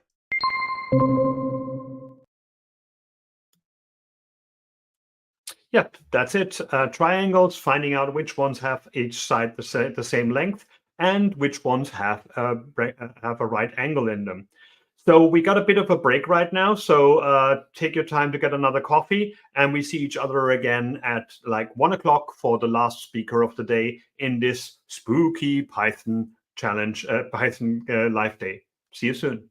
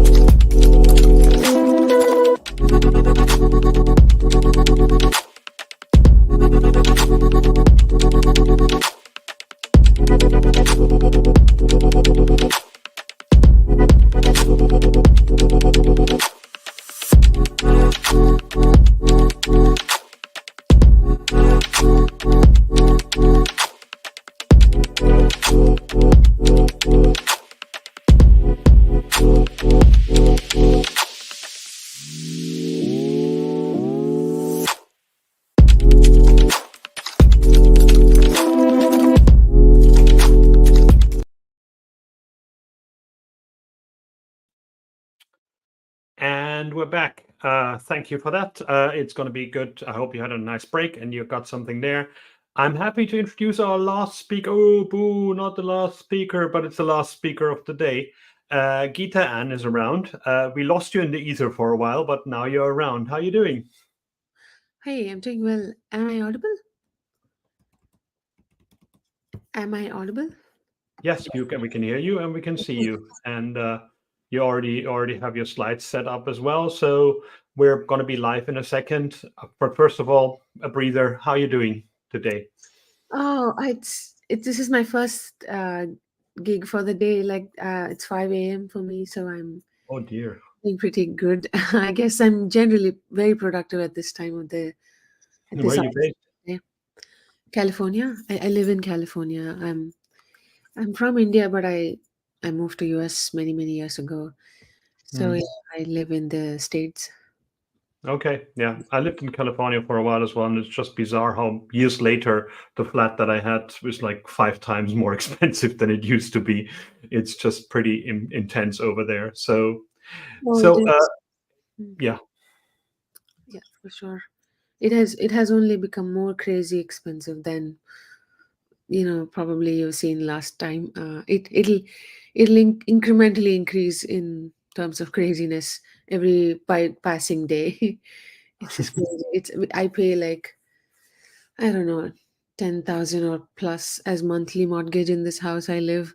It's like crazy. I mean, we co-own this home, but if not for that, I can't even afford. Well, I a hope re- the salaries are accordingly. So that should be helpful.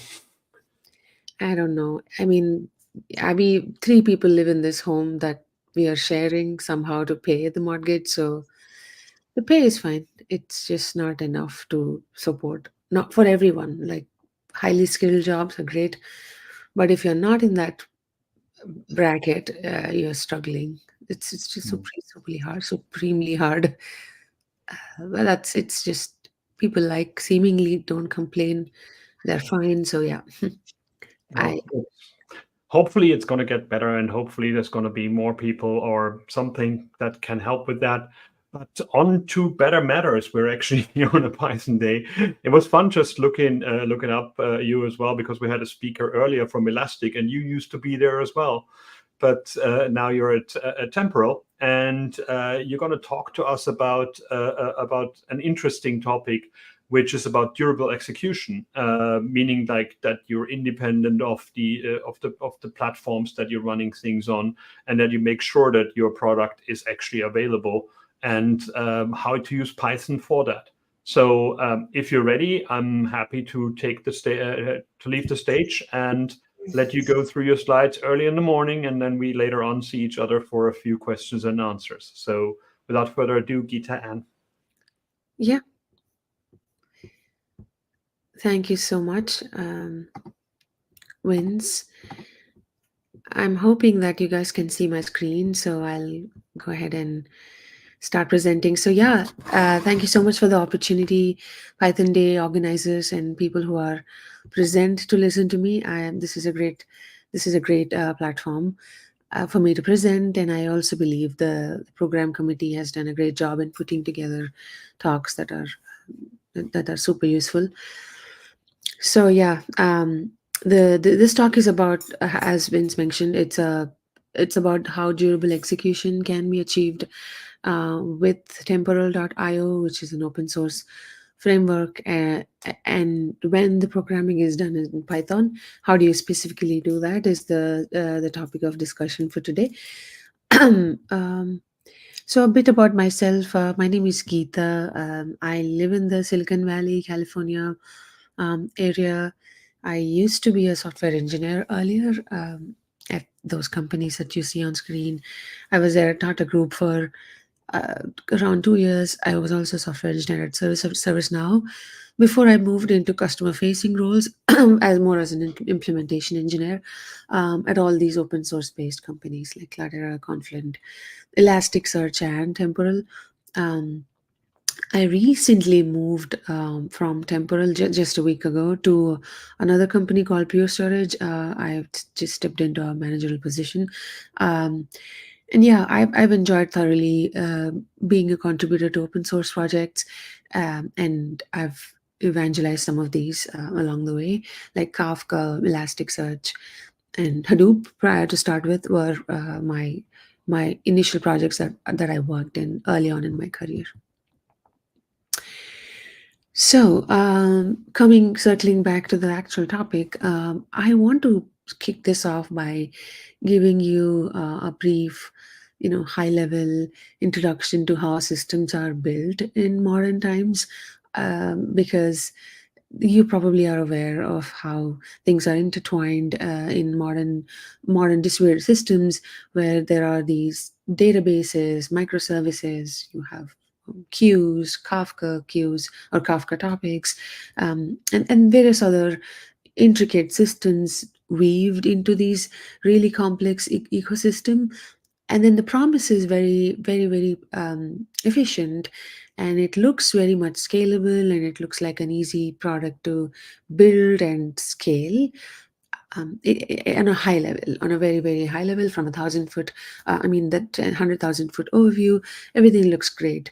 Things will be working in their own swim lanes, and things are functioning, and you will add more extra nodes to scale things vertically for a database or Kafka cluster or other kinds of microservices involved. It is promising. It looks really great until it is not. So you see that Murphy's Law often come into play in these modern times, like modern distributed systems, right? Like, all the applications are, they're super powerful. Nothing wrong there. Don't get me wrong. I'm not undermining any effort that goes into developing these complex systems, but it's just that it is quite challenging when something really disaster prone or detrimental happens. You will have a state that needs to be rolled back, or you probably have a point of failure situation, and you also have a retry mechanism that is not built in order to start from where things were left off before that kind of disaster happened, and without any sort of data loss or RTO, RPO situation that is not affecting the end user experience. So yeah, things will go wrong, as it will in any distributed system. And how do you program for that? How do you overcome these challenges and make sure that the state is shared across these services?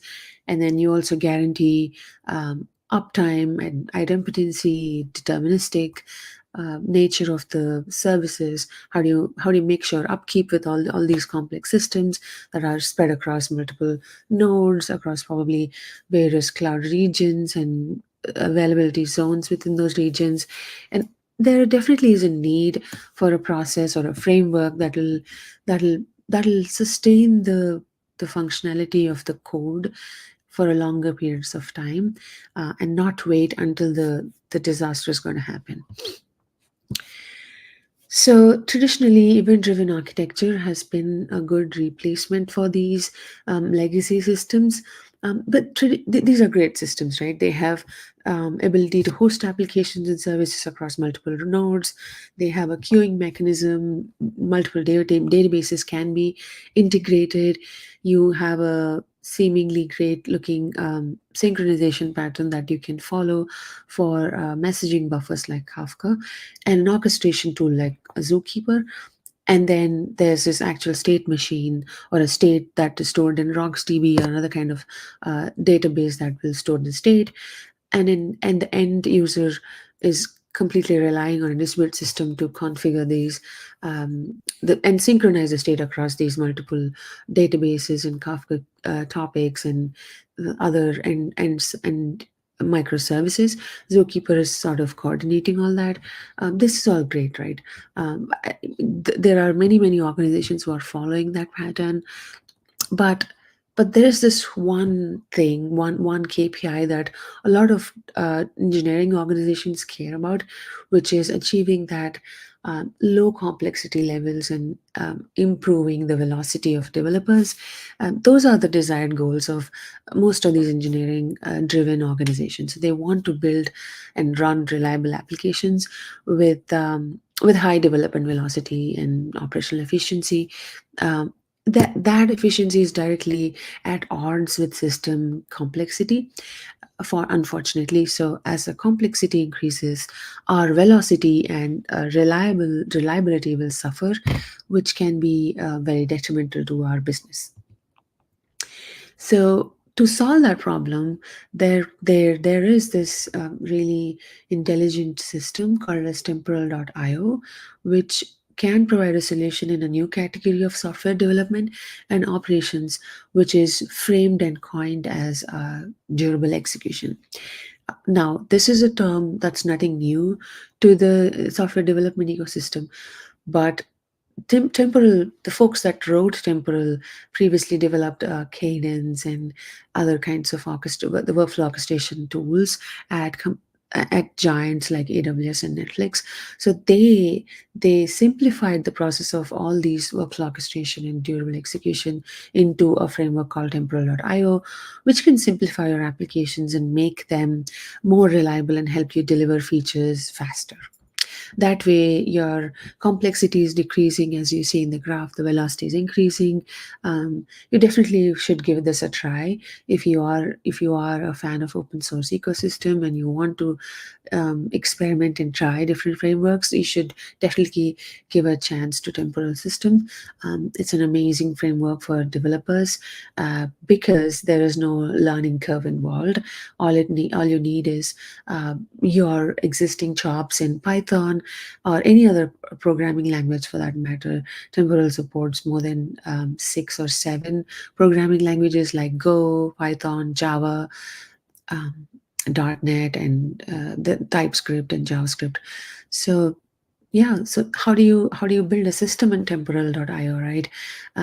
So fundamentally, Temporal is a workflow. It's a workflow system. It'll allow developers to write write workflows in code, meaning all the business logic that you want to execute within a software framework can be written in the form of workflows as code. And Temporal is it's very scalable, meaning that you can rely on the runtime for durable function execution, and also other kinds of guarantees that durable execution for your application code needs. And this whole situation is setup is called as temporal workflow execution. So this temporal workflow execution will enable you to develop as if the failures don't even exist. So your app will run reliably even if it encounters problems such as network outages, server crashes, which would be catastrophic for a typical application, right? So the Temporal IO platform will handle these type of problems, allowing you to focus on building the business logic in the form of workflows instead of writing application code to detect and recover from these failures itself. We want to simplify the operational efficiency. That is the central goal, to make developers' life easy. We don't want to make them keep the lights on all the time. So the workflows will help you do that in Temporal's nomenclature. So how do you run workflows? You can run any number of workers in the ecosystem of your choice, be it bare metal, cloud, or hybrid cloud, wherever, right? You can run workflows in any number of workers, and the code in a workflow translate to events in the Temporal, which means that the workflow code can be replayed with events on different workers as needed in an event sourcing approach if you're used to that event-driven architecture. And therefore, the workflow code must be deterministic in order to safely run the code. I hope you know what determinism means, that for a certain business logic that you've built, the order of the execution of the steps have to be the same at all times. That's determinism. And workflow will call out to activities. It's another execution block or a unit of execution in temporal nomenclature. These activities will allow you to run on workers, and these are like general purpose functions that can do anything, right? In a workflow, like let's say hospital management, a doctor can be an activity, a patient functionality can be an activity, and then a workflow from a patient visiting a doctor requesting a medical document can be a workflow. So just to give an example of how these things are built. and in every client server model, there are clients built. You could use Python SDK in Temporal to build clients that can signal, query, cancel, or terminate the workflows at any point. And then, because the workflow routines usually contain waiting on timers, asynchronous tasks, and managing coroutines, also including cancellations, workflows are modeled well in Python using asynchronous IO event loops. The Python's async IO loops, those are pretty predominantly used in developer ecosystem, right? So those are all supported in Python SDK that's supported by Temporal.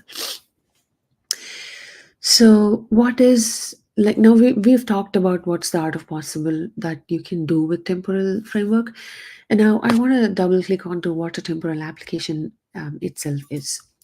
So a Temporal application consists of several millions of billions of workflow executions, and then these executions are lightweight components that that will consume few compute resources.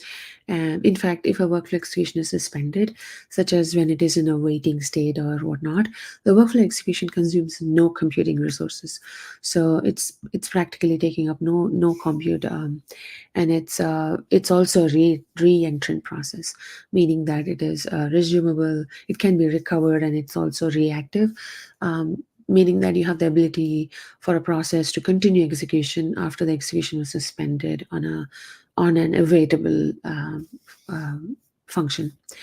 And it's recoverable, meaning that it has the ability to continue execution even after the execution was suspended on a failure.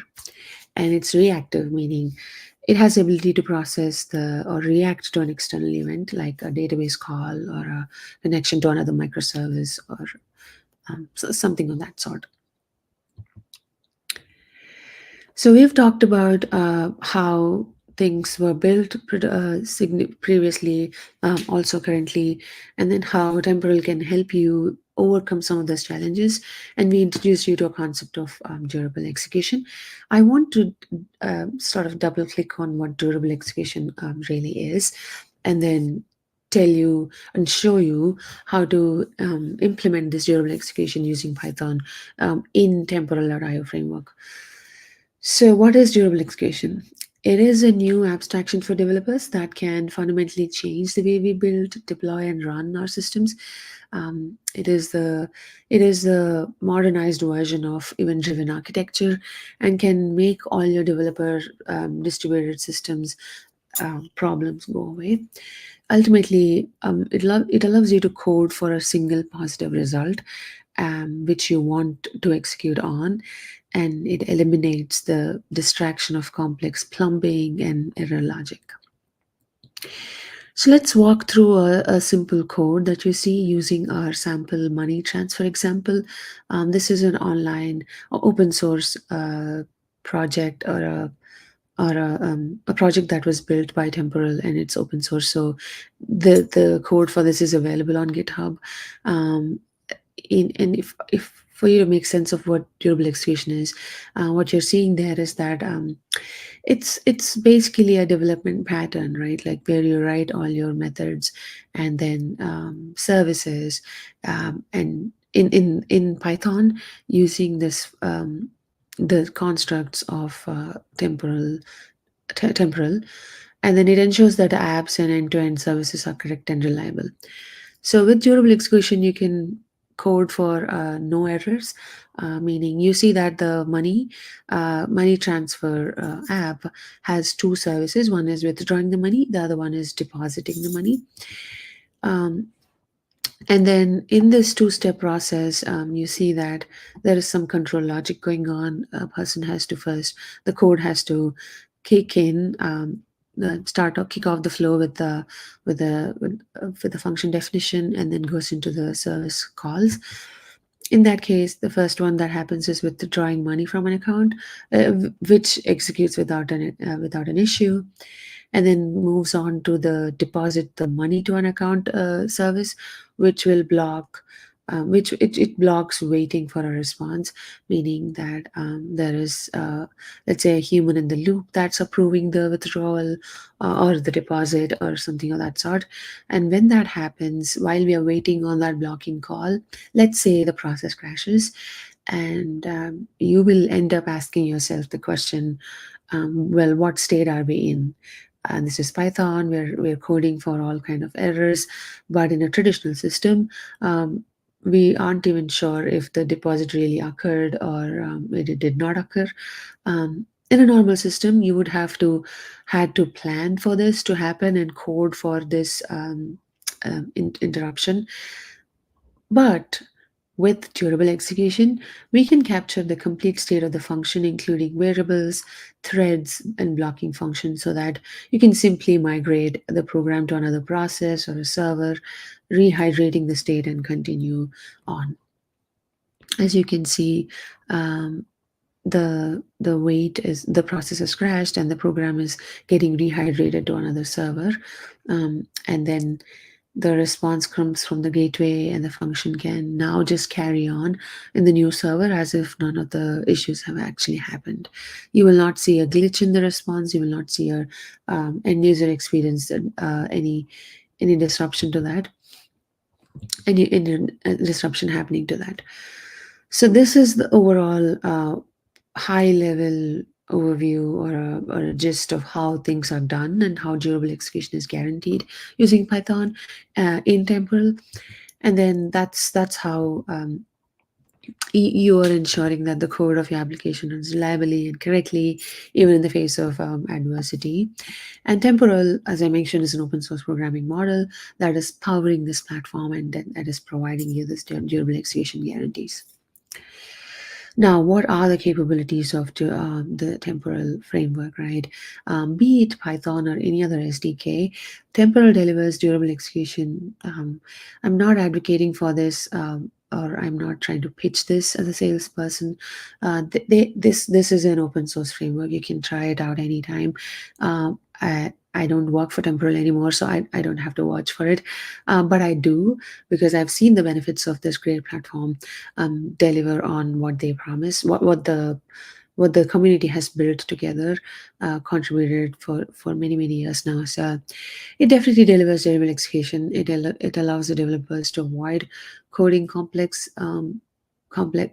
for complex failure logic. State machines especially is a great pattern that I've seen come up time and again in the Temporal use cases. And more specifically, it provides you with a set of capabilities that will make your development process not only enjoyable but also more productive. So first thing is autosave. So you'll stop building state machines. Because Temporal will capture the complete state of your functions, like threads and blocking calls, so that you do not have to write a complex state logic. And there are native retries. It's a beauty of this platform is that you can set the retry policies and don't have to code them. Python SDK supports this, and Temporal allows you to define retry policies for activities, so you do not have to code for this as well. There are timers. If you want to wait for 3 seconds or 3 months, Temporal got it covered. It allows you to set and manage timers outside of your functions. It allows you to signal and wake up those functions without having to code for this kind of timers and timeouts. And there's the schedules. You don't. It's like there are cron jobs that you can write using Temporal, but there's better, right? There's more to it. Like you can implement schedules in Temporal, which can deliver an ability to schedule a workflow and then pause and stop and start these schedules whenever you desire. When there's a human in the loop situation, you want to incorporate humans into the workflows, you can use signals. You can interact with or wake them up. There is a functionality that also the Python SDK supports. And then there's this language support that's agnostic. You can go from Python to Go to TypeScript.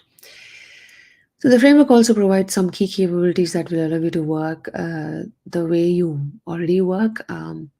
But there is this visibility concern, like you want to stop guessing what's going on in your application. So Temporal UI has a fair amount of observability included in it. So you can see the complete state of your function. You can giving you the visibility of a bird's eye view or a bird's eye view of the execution that's going on in your application.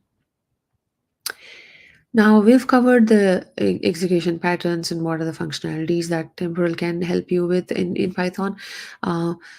So some of the use cases that I've seen with customers that are leveraging open source Temporal is that you have these process-oriented workflows that like shopping cart situation. You have retail customers using logistic management.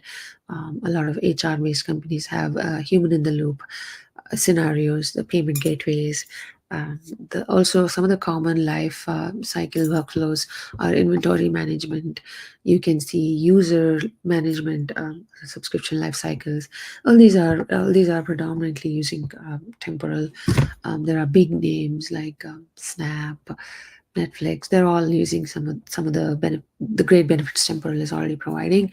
So please give it a try. Well, how does that work? How does all of this sounds great, like everything sounds amazing. It just feels like the next new tech you want to try.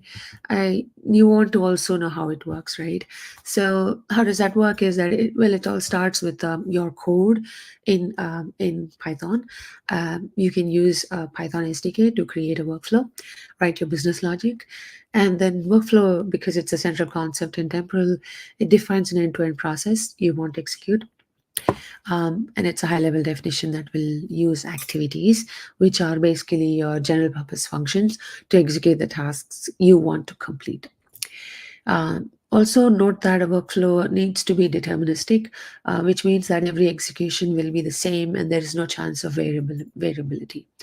That's how you start off writing your business logic that you want to execute. And then you write your activities that hold the failure, the parts of the code that are usually prone to failure.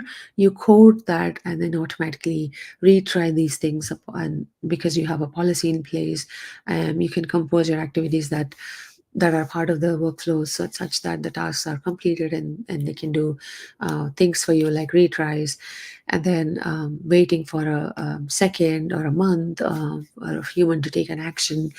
It is here that we capture all that state. So activities can be in whatever language you need them to be. They don't have to be in Python, but in Python specifically, how do you write it is how you see on the screen currently. And then you also can mix and match programming languages. If you want to program activities in Python, you can also choose to program the workflows in Java or whatnot. So there's this compatibility interdependency that's already built into Temporal. And once the application is coded, you then deploy it to Temporal worker. This worker will run the application and play a key role in automating the capturing the state of the execution. All of this is run in your environment and requires no change to the way you build and deliver code. Other than that, you need to use the Temporal Python SDK. You can just continue to use the standards and other kind of methods that you've been used to as a developer. Now, Temporal Worker does two things. One, it captures the state and it sends it to the Temporal server, and it will continuously poll the server for tasks it needs to execute. So the server isn't in control of these things. It simply captures the state and stores it in the database, and has a running list of tasks called as a task queue. This is where the timers and retry policies get queued. So in case of any process failure, the worker knows the state and where it was in the execution of the workflow, so it can restart and rehydrate any process. You can self-host all of this using Temporal Server. You can run your own version of all this. But if you choose to go a managed service route, there's also a Temporal Cloud offering that the company is offering, Temporal is offering. You can check their website for other details. And then all of this, the functionality that you've seen is highly scalable, meaning you can add more Temporal servers if you want and make it more secure and reliable, and make sure that the server server is in contact with the application continuously and the data is encrypted end to end. You can use your keys to protect the data and payload data. That's the high-level conceptual information about how things are run and done in Temporal SDK, Python SDK. I wanted to give you a quick walkthrough of Temporal Python and how we'll implement a simplified form of one-click buying where, for example, when there's a purchase is going on, right? When a purchase is started and then unless cancelled, it'll be performed for like continuously for, let's say, 10 seconds or so. In this particular workflow that you're seeing, we are creating a simple activity that does an HTTP post of a purchase via the AIO HTTP client session. So you're basically, I'm showing you an activity currently. If I were to show you a workflow, this is how the workflow looks. You will be starting off by defining the workflow, which is basically one-click buying workflow where the person is purchasing an item. They are basically trying to find there is this class that will look for the status of the purchase and then kick off the activity that will actually do the purchase. And if you want to retry for a certain number of times, you can code for that in this. And there is a construct called as application error, which will track the status, and then you can conditionally write the logic to check for the status and then fail on a bad status inherently or incessantly retry until the logic goes through and the purchase actually happens. And this is how you implement a workflow in Python. It's pretty simple, like how you write a definition in like a method in Python. You write a workflow definition and then you define these functions like run and there's this as you can see here, there's this await sync.io.sleep. You see that in there. That's not a normal local process sleep. That's basically a durable timer backed by Temporal. I want to cover this a little bit in my next coming slides, but the idea is that it's not a local process, it's a normal sleep. It's a durable temporal concept called as a timer backed by Temporal. And then you also have to implement a worker logic. Workflows and activities are actually run in a worker or workers. So you create a particular worker functionality within a class in the form of a class, and then you run the workers on a task queue for the workflow. I want to show you how the actual implementation of worker is. That's how you see on the screen. And then there's a worker, there's a server. Now you want to start the workflow to send signals and check the status, right? So you will write a client in Python, which will basically send a signal or query that particular status time and again. And the query, when the query status returns a certain value, the workflow will make a decision to complete the workflow or pivot to another workflow or kick off another activity like handling a cancellation or proceeding to a checkout or something like that. Going back to my thoughts on the async IO part, right? When you're running the as you see on the screen, the async IO.sleep, the sync the function, it sleeps for 10 seconds normally, but in the async IO.sleep, it is not like a time dot sleep, right? It does not block a thread. Instead, it is more like a Java JS set timeout. If you know, it instructs the underlying scheduler or the event loop to yield to other work or only resume after the time has passed.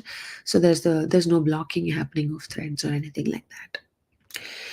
You can use this particular loop functionality or similar, which will create the default event loop for that system and run until complete. That's the functionality you can code for. Now, some of the features before we are almost approaching the end of the session here.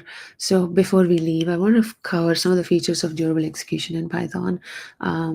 This temporal workflow is just a triggered loop that executes all the tasks until they're yielded, and then waits for a triggered to be triggered again.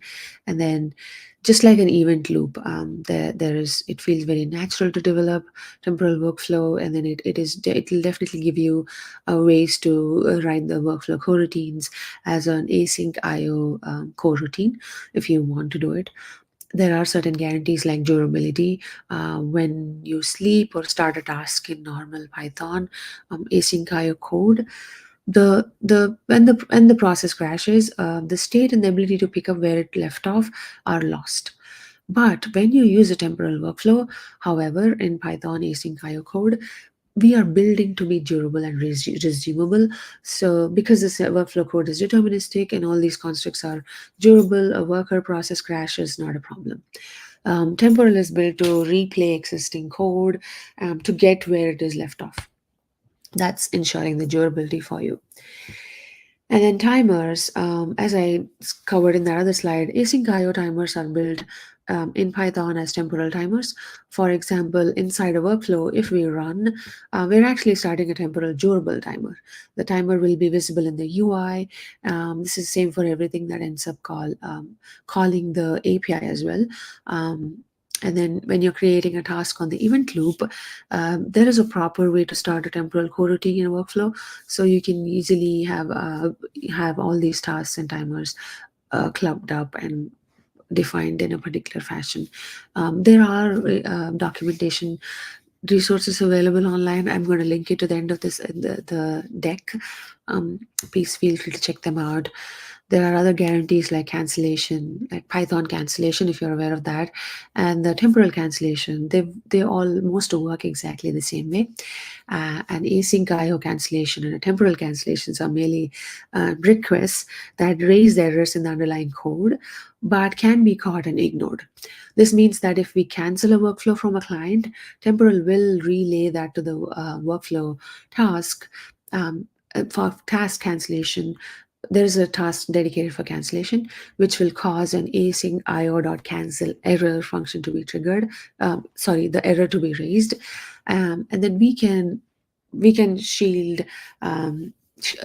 Use shielding to ensure something like really important activities cannot be cancelled or something of a similar functionality of that sort. So you can always shield and ensure that something that's crucial is not being cancelled. There are these synchronization primitives. You can also use the deterministic async IO synchronization primitives. Like, for example, it is very common to use async io.queue or async io.event. And you can also ensure there's wait conditioning. Since we control each event loop iteration, we can do more advanced things than the normal Python code. For example, we offer a wait underscore condition that does not return until a callback is true. So we invoke that callback on each iteration. This type of feature isn't normally available in Python async IO loops. Python's async IO loops, because there is not an easy way to run a callback every iteration of the event loop. And the entire library is fully typed with the latest Python type hinting capabilities. So the library was designed with a typing in mind, and many calls were developed as generic to help the developers catch mistakes. And both this Python SDK and the TypeScript SDK that are in the temporal ecosystem are backed by same Rust core. Unlike many SDKs, the temporal SDKs, especially the Python ones, are not just simple smart clients. Rather, they are entire complex state machines, meaning that users can run the workers and all the workflow activity code happens on the worker. So the advanced mechanization or mechanisms are needed to ensure they run properly. In Python, they use PyO3 and PyO3 async IO with some custom Rust bridge code to make this work with Rust core. I want to end this by talking about multiple activity styles. We have seen that async definition async def activities, the way you define the activities, which are the most common and recommended way to develop activities. But many Python users they are required to use non-async invocations, and calling those in an async context will block the event loop. So developers can use run in executor. I'm going to share the slide so you'll know what I mean, from their async activity. But if you don't want to use it, there's also support for non-async activities. For threaded activities, a worker can be given a thread pool executor to run activities. There's also support for multi-process activities with process pool executor. So there's extra effort there, but you always have the way to create the hat beating for activity, creating the cancellation for activities and whatnot across the threads and even processes. So I'll link the documentation so you know what I mean. That brings me to the end of this topic. So yeah, those are the features of durable execution. How do you implement them in Python? Thank you so much for your time. There are these resources, there are code samples and API documentation that I would love you to try out when your time permits. I'd like to thank again for the opportunity for WeAreDevelopers and the people who are in the room today. Thank you so much. Thank you so much. This was great. So I hope we're going to get, when we release the video, we're going to release the resources as well so people can actually click on them and play with them. So that was wonderful. Thank you so much for being with us this early in the morning. Yeah. And also congratulations on your new job. I just saw that since yesterday you have a new job as a senior manager. Yes. Oh, yeah. Yeah, I did move jobs. And I think it's happening for the right reasons. I've been meaning to move into this kind of non-operational role for a bit, and I think this gives me a good, entry into this landscape. But I'm not sure. But I just wanted to try something new and see how that goes. If not, I can bounce back to my dev roots again. But yeah. Yeah, you never leave being a developer. Sooner or later, you're going to get the itch and want to do things again. Yeah. We have one question, which is an interesting one. Like, what will happen if a crash happens because of an error in the code? And will the same issue then be replicated for each workflow? When the workflow fails because of a code error, does this mean it jumps to another workflow and the code is basically replicated, or does it not execute a new workflow because the code error happened? That's a great question. So there's a way you can define a retry policy for workflows as well. There are automatic retries for activities, which are basically the functions within the workflows. But if you want the workflow, if let's say the workflow is failing, you can handle that errors by creating a policy, which will basically try to re-execute the workflow until all the retry attempts are exhausted. If not, you can code to move to a different workflow code. For handling the exceptions, there's always ways to handle these. You can define a workflow on another node, and then make sure that the transition is happening and catch that any errors and exceptions in the existing workflow. That's what I would do. There are automatic retries basically, which will retry a workflow, or you can code to terminate this workflow and then move on to another workflow. I hope it was interesting when you talked about set timeout, because there was lately there was an error found that you cannot do a 25-day timeout in JavaScript. There's actually a buffer overflow coming from that, and I was like, who does that? Who runs a JavaScript for 25 days synchronously? There are compensation and things like that you can consider before running timeout for that long. You can code for it and see, put external signals and see why the timeout is happening, and then handle that in a different error recovery way. And then there are timeouts, though unfortunately the programming constructs are allowing them to do it, so you can code for it, and when the workflows hang indefinitely, then you get to see like what's happening and why, how to fix it. So Temporal helps in that way. And we had a talk earlier about observability and observing systems, and that would basically be a thing that gets flagged up in this direction as well. Yeah, So for sure. I thank you again for this. I hope I see you again in another event that we do next time. We promise we're gonna do later, so you actually can be awake and not have to get up for us. Yeah. So thank you so much for this opportunity. Yeah, I will. It's been a pleasure. I would love to come back and speak. Thank you. Cool. Well, thanks for that. And that was Gita Ann, who's probably having breakfast now, which makes sense. And this is for us. We have the WeAreDevelopers Python Live Day is over. This was the last speaker. We're going to be back on the 20th of November with an Accessibility Live Day. If you want to meet me, I'm going to be at Beyond Tellerrand in Berlin. I'm going to be at Half-Stack London on the 13th of November, and I'm going to be speaking at some Browser Stack event on the 13th of November at the same time. One of them is virtual, the other one is in person, so there's not two of me. Luckily enough, people have had that nightmare for quite some time. So that's it for today. Also think about that the Congress is coming again. The WeAreDevelopers World Congress is coming again in July. We have a special discount for you viewers of WeAreDevelopers Live, which is actually called WeAreDevelopers Live _WeAreDevelopers _Live, which is 50% off for the ticket for the Congress. So with that, thanks for watching, and the videos will be released soon. And that's it for the live day for today. Go Python and go and dress up spookily and enjoy Halloween tomorrow.